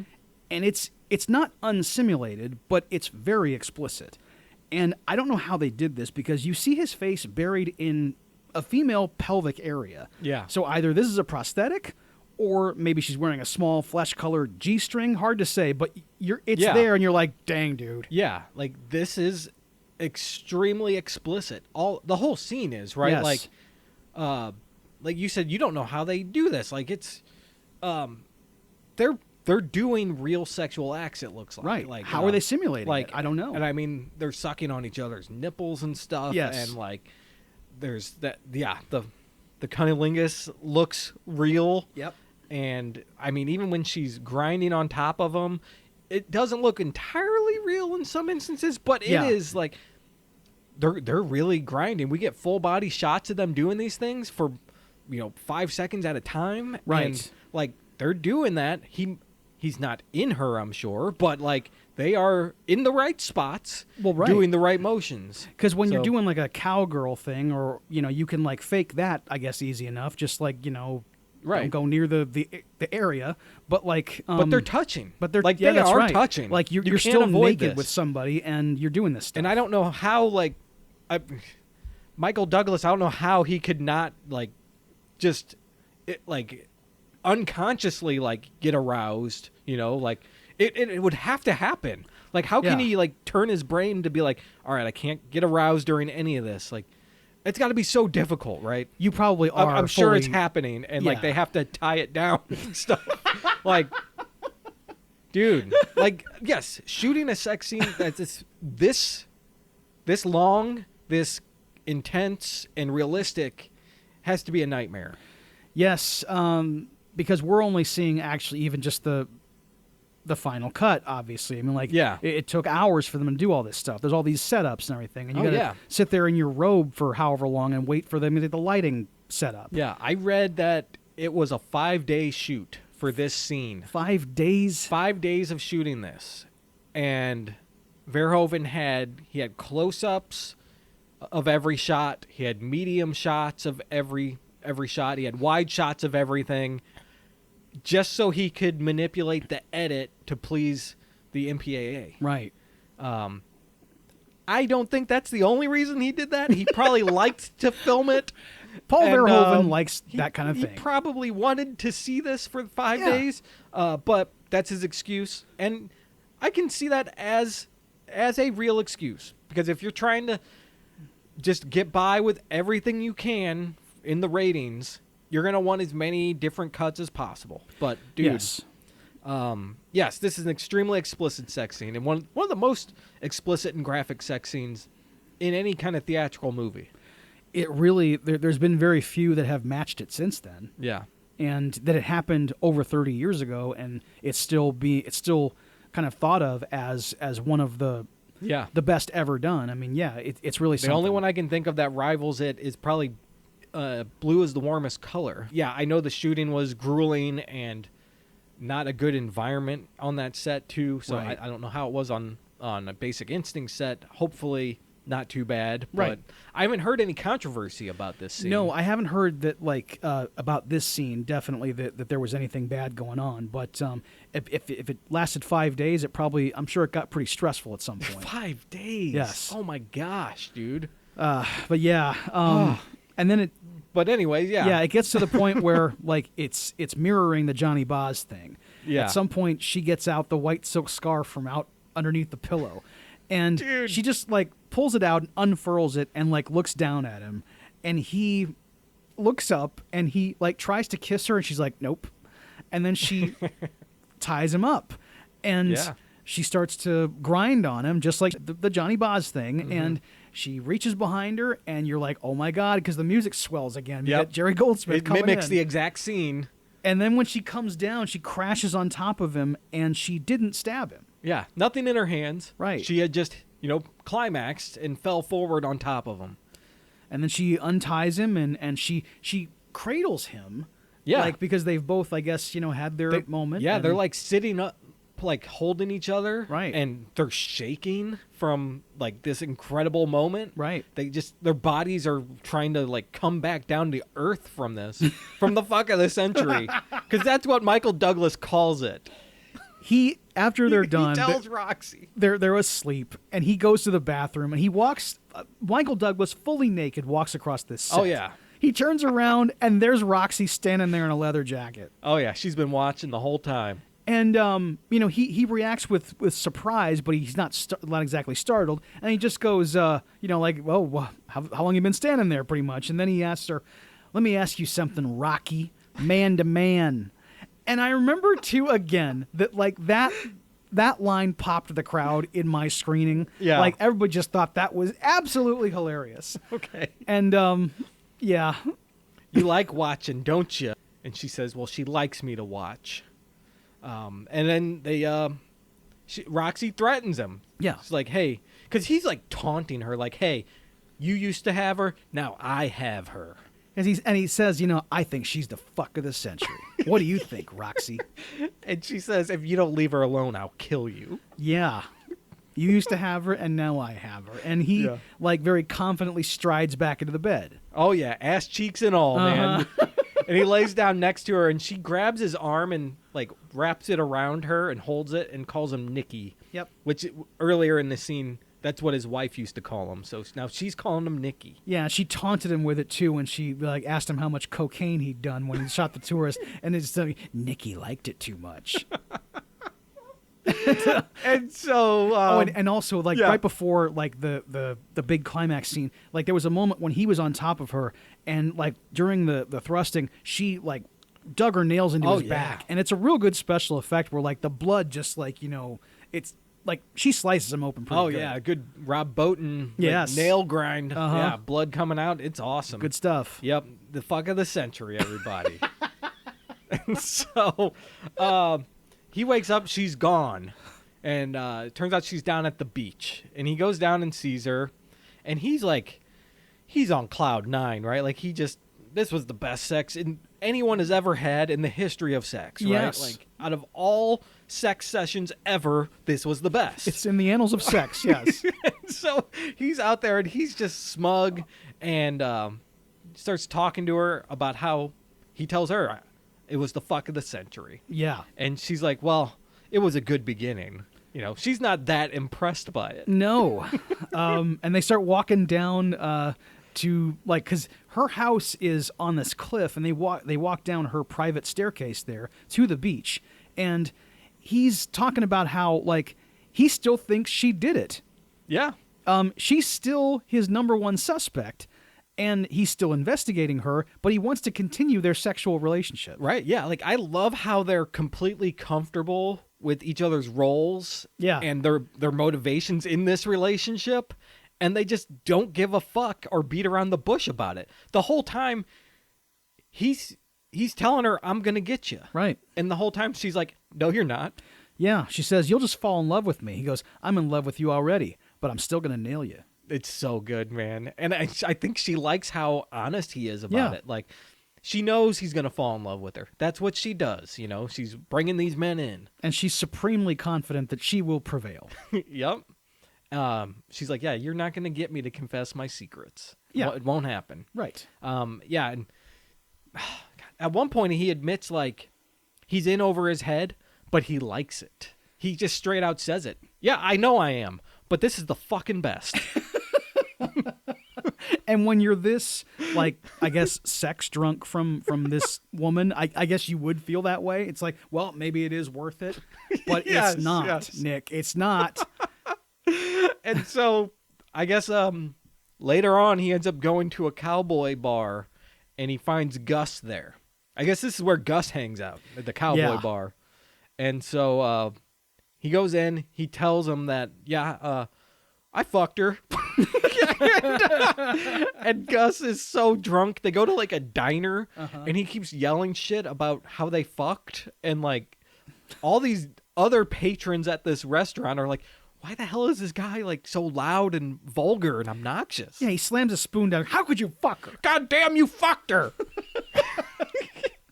And like this mom is looking at him like, what the hell? Yes. At one point, he laments his like lack of a sex life. He goes, "You think I'm getting any? I can get laid, but by goddamn blue-haired women." Right, not no Catherine Trammell. Come on. And so I guess they're talking more about it, and like he reveals, I think he gives information to Nick about like there was a safe deposit box. Right. Was it in Nilsson's name? Yes, and it was like this all was revealed like since Nick's been on leave. Yeah. That there was a safety deposit box that like I can't remember if they had evidence that Catherine Trammell put money in there for him or something. And like 3 months ago. Yes. Something like that. And like he's like, well, I didn't even know her 3 months ago. Like, I don't know what's going on here. Right. Yeah. And Gus ends up driving home, which Nick tries to stop him, like, hey, dude, you can't drive. Right. And it's obvious to anyone watching this movie, that guy better not be driving. That guy is fucking gone. Exactly. Like, now, I mean, they kind of imply that maybe he's sobered up because he eats that bowl of chili. But who knows? Right, yeah. He's not staggering out. Exactly. But yeah, he ends up driving home, and then as he pulls away, Nick kind of like stands up, starts heading back towards his car, and we see that black Lotus pull up, and the headlights turn on, and it starts to peel out and come right at Nick. And it hits him. They hit him. He goes up and over the top of the car and lands in the parking lot. And it's a real guy. This is a real stunt. Yep. This guy goes over the hood. And yeah, it's like the driver of this car is trying to kill him, and then it peels out and goes away, and Nick gets in his 5.0 and the chase is on. And they're going through like the streets of San Francisco, which is so funny because it's Michael Douglas. And Michael Douglas's car, he's going up staircases. Yes. In this car doesn't look like it could handle going up a staircase. Most cars couldn't. A Ford Mustang, the chassis was low to the ground. It could never handle this kind of driving. You need some kind of truck or something to do that. You definitely need four-wheel drive. And like that, even those staircases, I know it was wide enough for this stunt, but like, why is he even doing it? Yeah, why isn't he in the street? Just drive up the street, chase her that way. There's some cars in the street, but I don't think the whole road is blocked. No. It's ridiculous. And he's doing it as a shortcut, by the way. Yes. Because he's going to cut off this car at the pass. Like, he's not chasing it. He knows where it's going, I guess. And he does, like, outwit the other driver because now it's like they're going head on toward each other and they're playing chicken. Yeah. And he's, like, going right toward her. Oh, you want to play? Come on, let's play. And eventually he's victorious because the other car, the Lotus, goes off the road and off this embankment, and it crashes. Yeah, like flies down into some construction site. Yeah. It must be a 50-foot cliff there. This car goes down. And so he ends up going down there to check it out and open the door, and it's Roxy who was driving. She said she was going to kill him, and she tried to. Yeah. And when it was Roxy, it made me laugh because I thought of Wild Things. I'm like, why are all these like scorned lovers trying to like do vehicular road rage to like all these people, like just try to run people off the road and kill them with cars? It's not the best way to kill somebody. Right. And then you end up getting killed. I mean, so, it's a dangerous thing. Yeah. So I love this. We cut to the crime scene, and I forget who it is. It's like, is it Captain Talcott? It's somebody there. It's Phil. It's Phil. He's pissed. Yes. He's like, he takes Nick's statement, and he's like, let me get this straight. Your statement is that you were driving around, and this car wouldn't get out of the way. And Nick's sitting there, like, totally disheveled and shit, and he's just like, yeah. Like, what the fuck? And then I think Sam or someone comes up and they reveal that the car is registered to Catherine Trammell, and then Phil's just like, oh, son of a bitch. He like gets so pissed off and like storms off. I mean, wouldn't you? Yeah, because he's like, God damn it, Nick.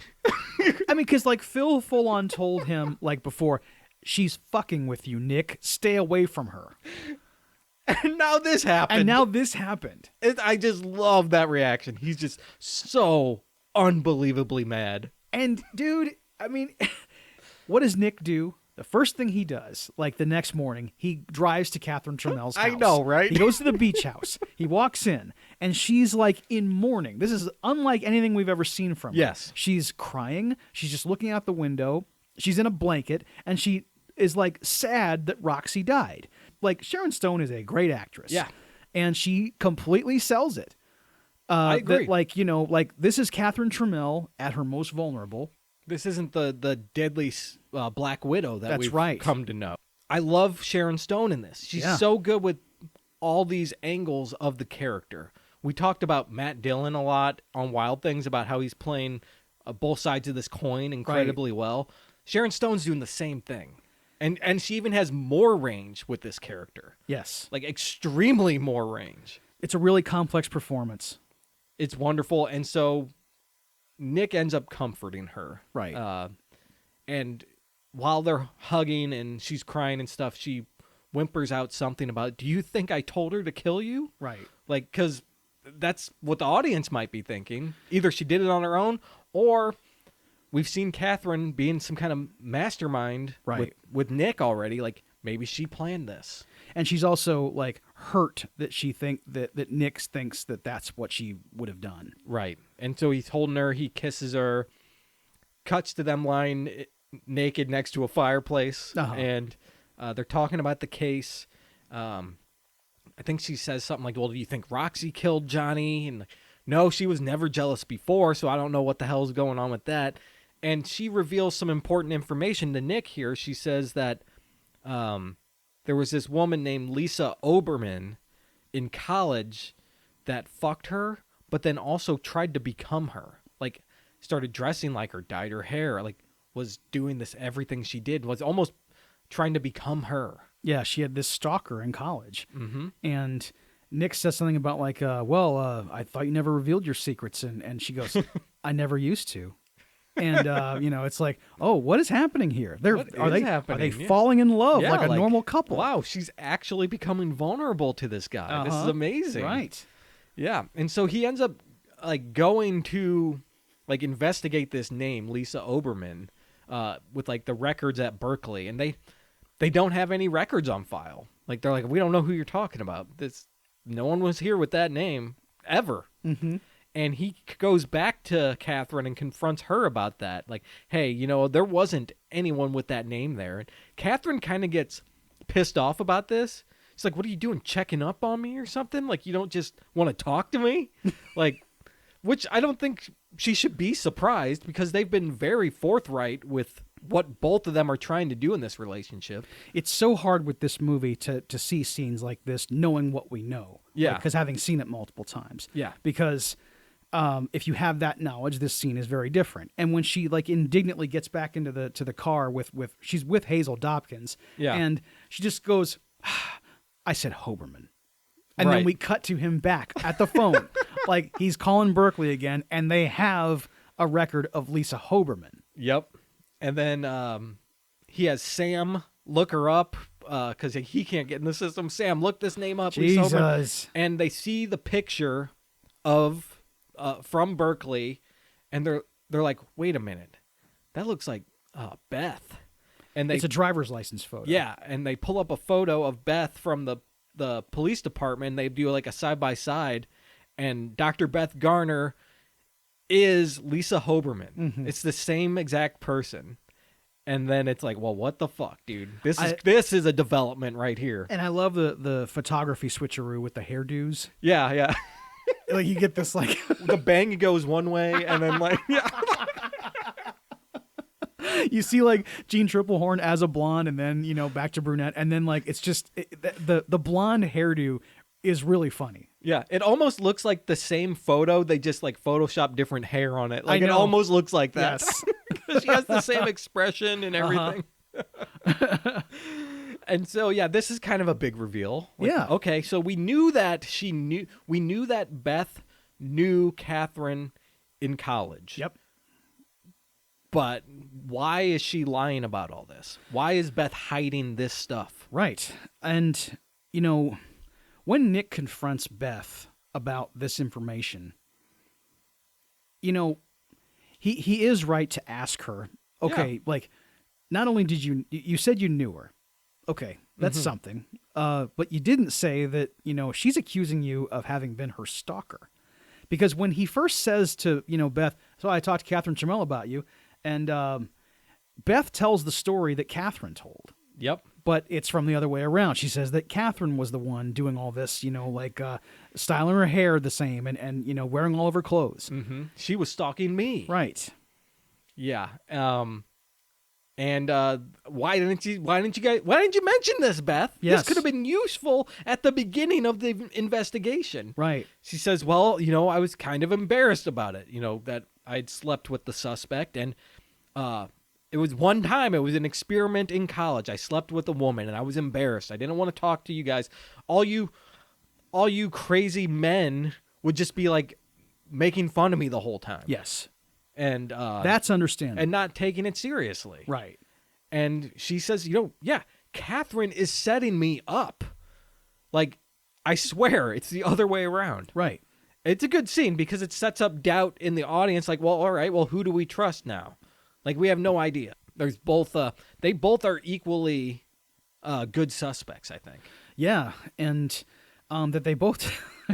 This is a tangled web, and we then see Nick like going around to various other jurisdictions, like checking up on leads about other murders, and also like stuff that was involved with Nilsson. And we see him at this one precinct, a small town. Gus took him there, and they're showing him crime scene photos of Roxy had murdered her two younger siblings. Oh my God, I know, right? And like, I guess it was like with a farming implement. It's pretty gruesome stuff. Yeah. So once again, everyone around Catherine is either a murderer or a murderee. Yes. So Right.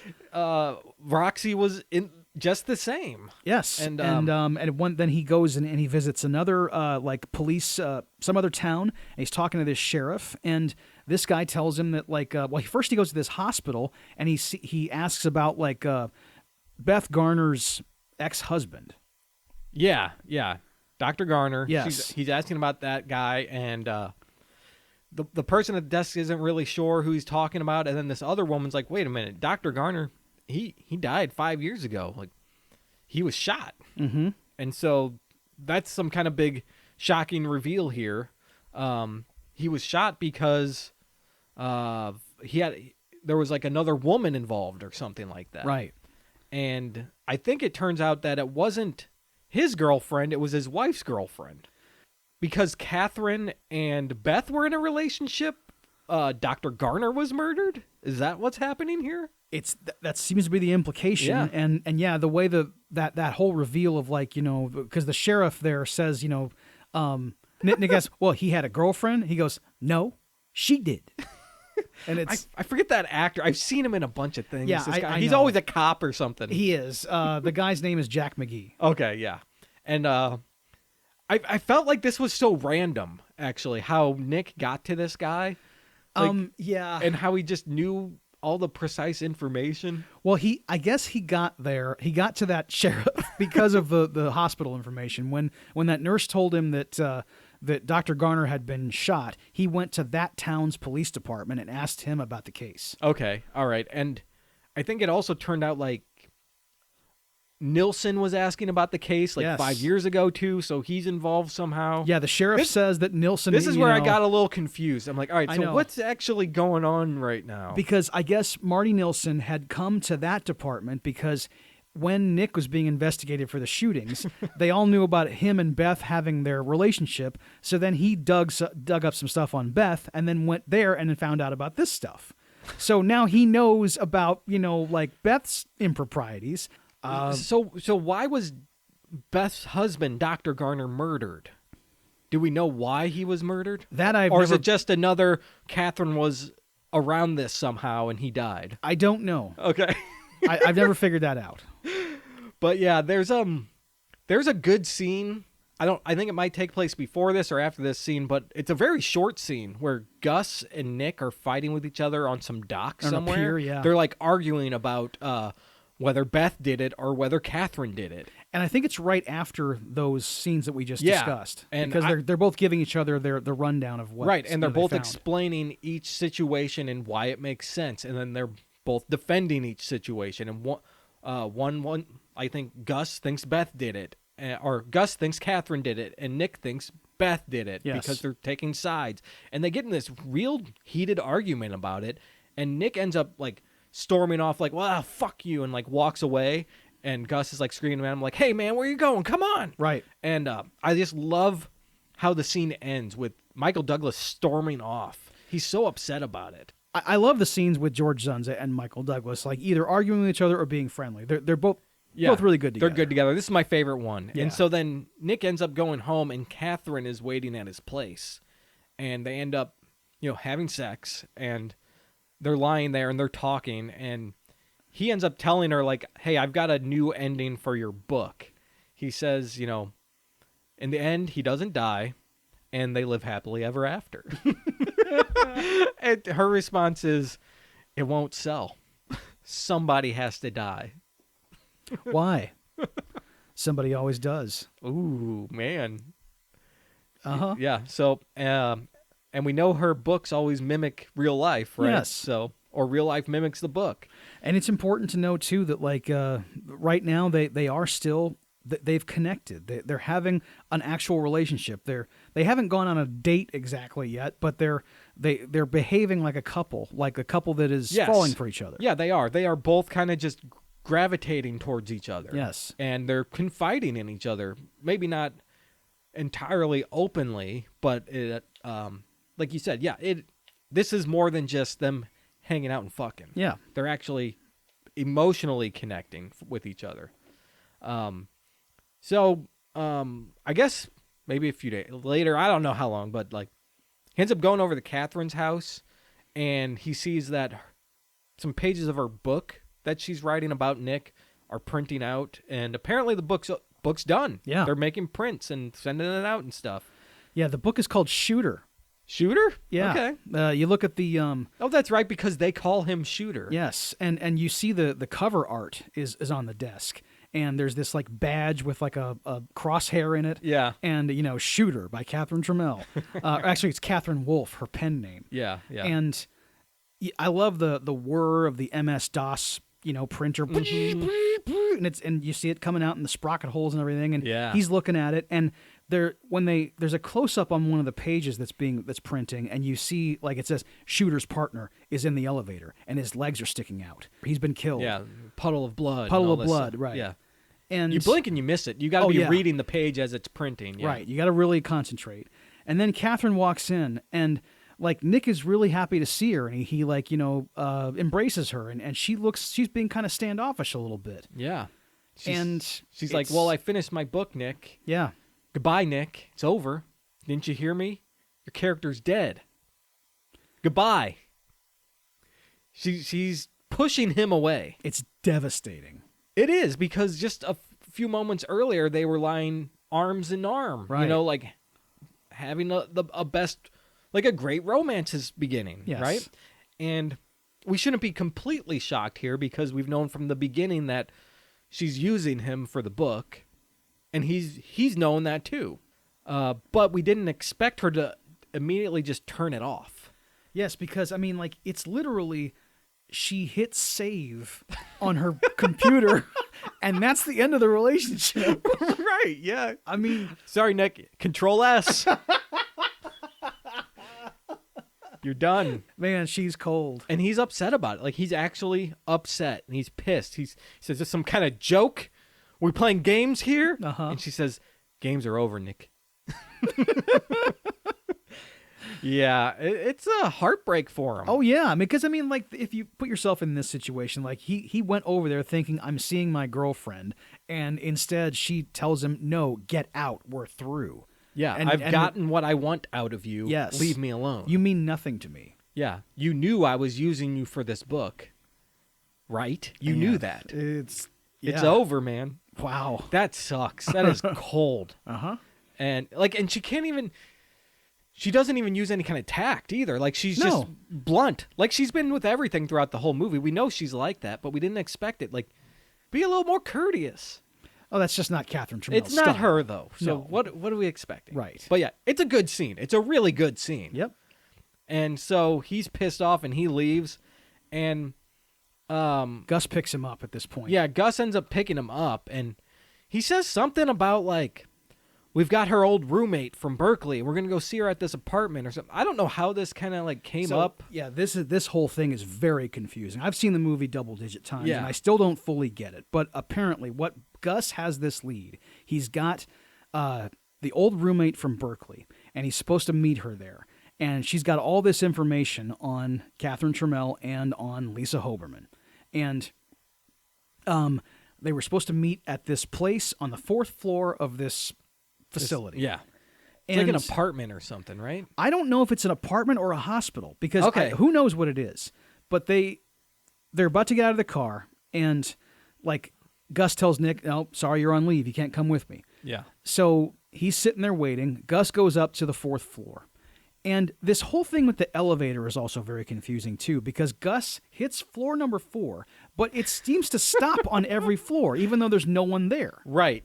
And I wanted to talk about that because I think from a storytelling aspect, it's bullshit. Yeah. Because how would that happen or why? But from a tension building aspect, it's incredible. Yes. Because every time it stops, you think, oh, someone's going to come in and stab him. And, like, it just keeps building up more tension every single time. I think it's well crafted in that aspect. That's true. But it's a poorly written scene. Yes. Makes no sense. It's kind of bullshit, but also effective. Exactly, yeah. Like a lot of good horror films and horror scenes. Yeah. Like, it doesn't have to make sense if it achieves what you're trying to achieve. Yes, if you're making a Hitchcockian mystery, and then you can put stuff like this in it and get away with it. And it also gives you time to keep cutting back to Nick sitting in the car thinking about what's going on. Because at some point, he realizes what this is, and he thinks that Gus is in danger. Yeah, because he remembers that passage. He read that paragraph in the book. Right. Yeah. He's going to be in the elevator dead. And so he, like, screams, like, "Oh, no," and, like, runs into the building. I think he yells, like, "Gus!" He does. He yells, "Gus!" And he goes flying across the street, and he can't get up there because, like, there's only one elevator. It's an old building. So he has to, like, go up the stairs. And when he gets out, when he gets there, it's too late. But before he gets there, we see what happens to Gus. Yeah. The elevator comes out on the 4th floor, and a hooded figure stabs him with an ice pick. Yeah, I know what you did last summer shows up. Exactly.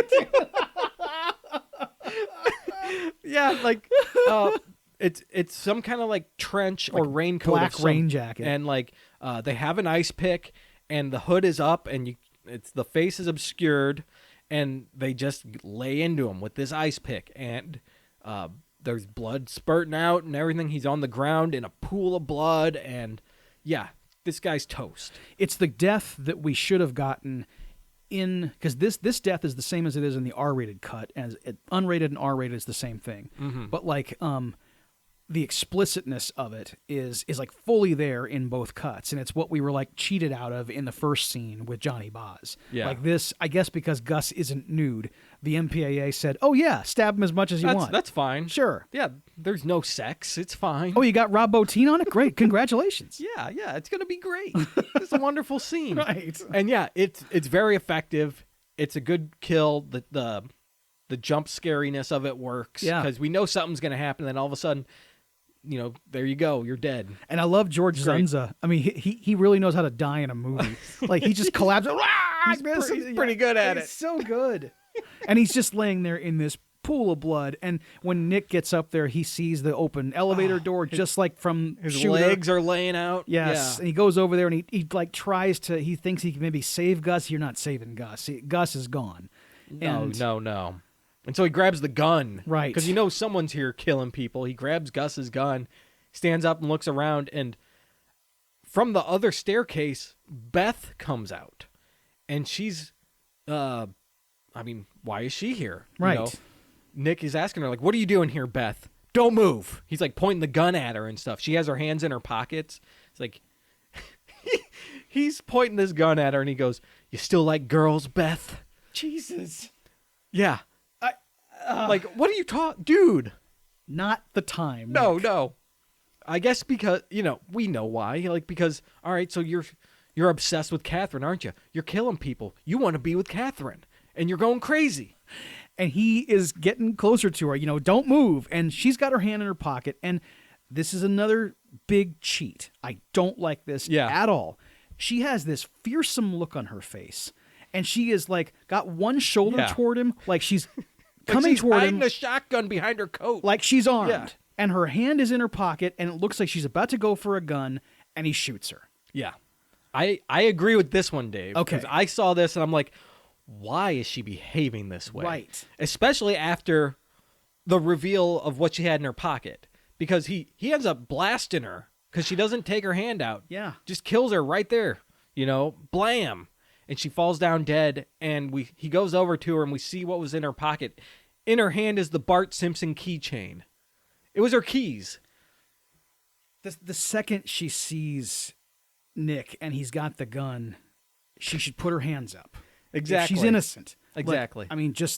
She knows this man. She knows that, okay, yeah, maybe the cops can fuck you over anytime. I know that to be true. But you don't have a gun, so don't act like you do. The only reason you will keep your hand in that pocket is if you have a gun and you're going to try to use it. That's right. Not if you're just holding your keychain. You don't do that. Man. But yeah, he ends up killing Beth. And, dude, not a good move. And he digs that off-model Bart Simpson keychain out of her pocket, and he's all like, "Oh my God!" Yeah, it's like a season 3 Bart too. It's so a weird thing. I like it. So Bart famously had a red shirt, and this, for whatever reason, when you saw either it wasn't unlicensed material, but it was maybe just semi copyrighted stuff. He'd be wearing a light blue shirt. Yeah. I saw the blue all over. Yes, and I was just like, man, all right. So it's fine. It's a knockoff keychain. Yeah, it's a knockoff. And so we cut to the crime scene now. And they're all there. Phil has had enough. Well, why'd you think she had a gun, Nick? Oh my He just asked her. He's actually being kind of cool about it. Yeah. Kind of reserved. And that's when one of the other detectives comes over. Chief, you better come look at this. And they go out in the staircase. And there's an SFPD black rain jacket and a bunch of blood. And there's a blonde wig and an ice pick. Yeah. Pretty damning evidence here. Right. And then they all go to Beth's apartment. And they start rifling her stuff. And they find all this, material showing that she was obsessed with Catherine Trammell. Right, yeah. Old newspaper clippings, all of Catherine, photographs. They even find a .38 hidden behind the dresser. Mm-hmm. And the .38 matches the ballistics. Right. It's the same gun that killed Marty Nilsson. Yeah. So that's it. That's a stamp on this case, right? And now Closed. Nick is a hero. Oh, my God, right? Yeah. Chelsea Ross walks over. Captain Talcott, congratulations, Detective Curran. And it's they wrap this up so quickly, which is, I guess, indicative of the biggest asshole police force in America. Yeah. Yes. I know the movie's wrapping up. They got to wrap this stuff up, right? So they're wrapping it up. But yeah, if they handled every case like this, they'd have no backlog and there would be no justice. That's true. That's right. Which I think is what most PDs try to achieve. Of course, yes. Yeah, they run it all down and it all checks out. No one's asking any other questions or anything. But Nick doesn't really buy it. Right. He's stunned at how this is played out, and he doesn't believe it. Yeah, I mean, because like all the evidence does point to Beth, but something about this doesn't pass the smell test for him. And when he goes home, Catherine is there again. Waiting in the shadows. And she says, like, I can't allow myself to care about you. And she's very apologetic about having broken up with him before, but she is telling him, I've never gotten this close to anyone. I don't know what this is like. Yeah. I lose everybody I care for. Right. I don't want to lose you. Which I guess explains why she pushed him away. Yeah. Because she was feeling for him. She did like being with him. But she didn't want to risk a chance of losing him. Right. So let's just we're not even going to get involved. So they end up going to bed together, and they're in the same... We get the same scene again. Yes, exactly. They repeat the same thing. And when she's, like in the cowgirl, she reaches back again, she comes down, and she doesn't stab him. Yep.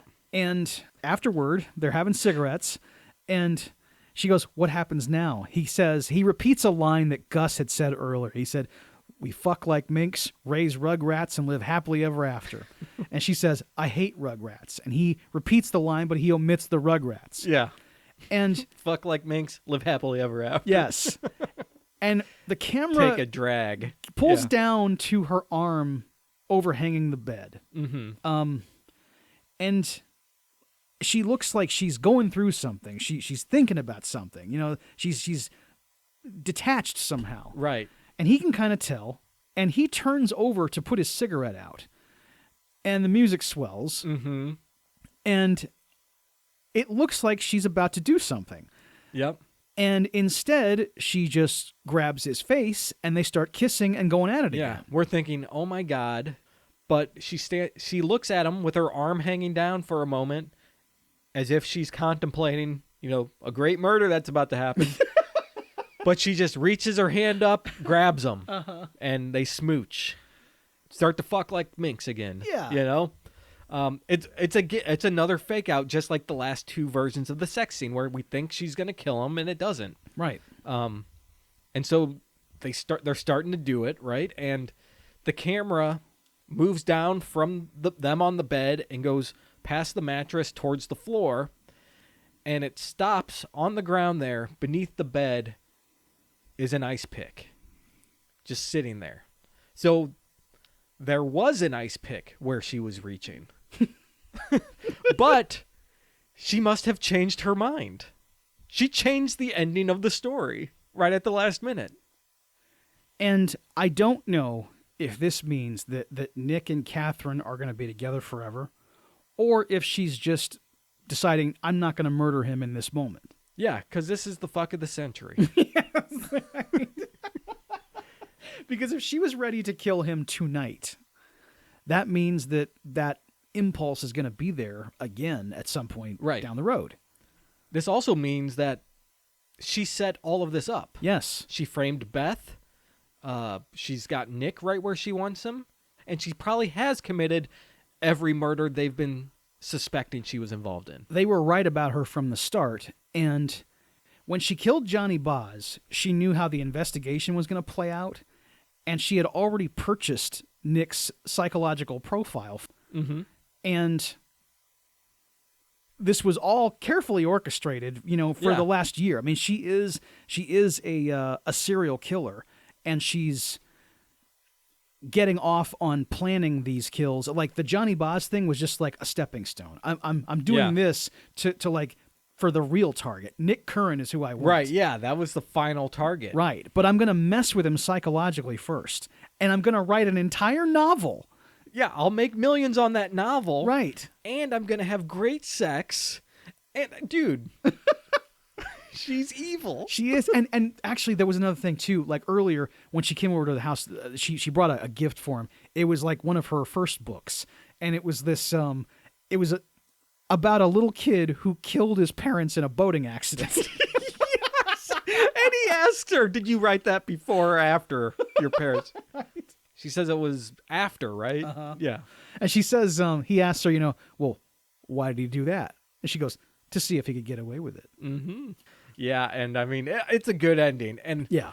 I can imagine in that theater, Dave, when that ice pick is revealed, everyone goes, oh. Dude. Yeah, this was a great raucous audience. Mm-hmm. Like, they really had great reactions to things. Not, like, intrusive or anything, but they were just kind of like, there was a big gasp. And I know that I was gasping, like, oh, my God. Because I was, like, absolutely floored by everything I'd You had seen. never seen anything like this. No. Yeah. I was not prepared for, everything I'd taken in. And, like, to know, I didn't even know how to process this information, really. It was like, wait a minute. Oh, my God, she was the killer the whole time. Holy crap, and there's killers. And there's these fast women who like lure you in and they try to kill you with ice picks. Uh-huh. They exist, man. How many have you met? We're not lucky enough, No, exactly. to get murdered by a Black Widow. Or almost murdered. Nick does not get murdered. I mean, I guess because Nick is so proficient in his skills. I mean, like, that's probably why she's keeping him around, because he is good in the sack for her. Like, she enjoys him sexually. Yeah. So, And, like, Nick is not a nice guy. no. He's a piece of shit. I can see him teaming up with her and committing mastermind crimes together. I can see it happening. The only way I can see that happening is if, like, she puts such a spell on him that maybe he does her bidding for her. Yeah. But I don't think he Exactly. would, like, actually plan a murder. She would control everything. Yes. And manipulate him enough to do it. Yes. I mean, he's almost there. I mean, right? yeah. Like, he would do whatever she says. He killed Beth because she wanted him to. He didn't know it. I know. But she planned it that way. And that's the other thing, too, when you think about, like, that she knew that he would kill Beth. Yeah. But he would impulsively lose control because that's what he does. He kills tourists and psychologists. So good. Dude, this movie rules, Dave. And that's the end of the movie. Right. Did you have anything else? Well, a couple things. Sharon Stone, I guess, was like, her salary was like way lower than Michael Douglas's was, which I guess that does happen in a lot of movies. I mean, like, when someone is like more seasoned or whatever, it does happen. It happens in regular corporate life too. But it's just that, like, she, knowing that she is the whole draw here, she is the movie, that really does suck. It does. I think she got $500,000, and Michael Douglas got like $14 million. Jesus. Now, yeah, he was an established movie star, Yes. and she was an unknown. I understand that, Right. But she, like you said, she's the reason to see this. I know. Yeah, it's so messed up. Yeah. And the other thing too is that, like, in the opening scene, that is Sharon Stone with the There's no body doubles right, in this film. right? And when we saw her, like, doing the killing and everything, I mean, like, her face is obscured, like, you see her hair in her face and everything, so you don't know that it's actually Catherine Trammell, or you're not sure that it is. Yeah. But I mean, yeah, that is Sharon Stone, like, doing the whole thing. And I really wish that they would have had that part in the original R-rated cut, because it's just seeing that triumphant shot of Catherine Trammell astride Johnny Boz, like, just triumphant in her kill. It's a great shot to look at, and, like, I wish it would have been in the movie. Yeah. I read in that scene, I should have brought it up earlier, but she was stabbing the prosthetic on his chest and stuff. The actor, I don't remember who the actor is. But I have it. The guy's name is Bill Cable. Okay, yeah. And so she's stabbing him in the chest. It's supposed to, like, pierce it and, like, spurt out. But she, like, hit him too hard and actually punctured his skin multiple times. Holy shit. I read that it was, like, an inch deep. I don't know if that's true. That's probably elaborated. But, like, he had to go to the ER and stuff and get, his chest fixed up and all that. Which is, I don't know how they would build a prosthetic that allows for that to happen. I know. Just get, like, a collapsible ice pick and then, like, have something else where it, like, punctures the prosthetic. So I mean, whoever like, designed all this, I know Rob Bottin was involved in that, but they should have developed a method that was safe. Right, because, I mean... Not, hey, we're going to put this piece of rubber on him, and you just stab it with a real ice pick. That's not gonna work. No, oh god, that sucks, man. Yeah, and I brought up Bill Cable too. It was good to credit him because he just the only other thing is that like he was he made his living as a stunt man and a model, and I read that those magazines that like Al Pacino finds in his apartment when he goes to the village when he's undercover. Yeah, like he was in those. He was in like Mandate, I guess. Yeah, Mandate. And Stud. Blue Boy. Yes, yeah. right. All that stuff. Yes. He modeled for those magazines, which is pretty cool. Awesome. All right, dude. Well, would you recommend this movie? Man, yeah, Basic Instinct, everybody. It's a classic. You can't get much sleazier than this, and you've got to watch it. You said it. It's awesome. All right, so that wraps things up. If you like what you heard, please subscribe to the show anywhere you get your podcast, rate it and review it, and most of all, share it. It gets more dudes listening to the dudes, and you can go to dudesonmovies.com and find anything you need right there. Yep, and we're on Facebook, Blue Sky, TikTok, and Instagram. Look for Dudes on Movies, and our email address is dudesonmovies@gmail.com. That's right. And Dave, we have a question of the week. What is the question of the week? What movies forced you to lie to your parents in order to see them? That's a great question. Hit us up and let us know your answers. And stay tuned next week when we wrap up Summer of Sleaze with 1991 Samurai Cop, directed by Amir Shervan and starring Robert Zadar and Matt Hannon. So until next week, I'm your dude Scott. I'm your dude Dave. And we'll see you next time.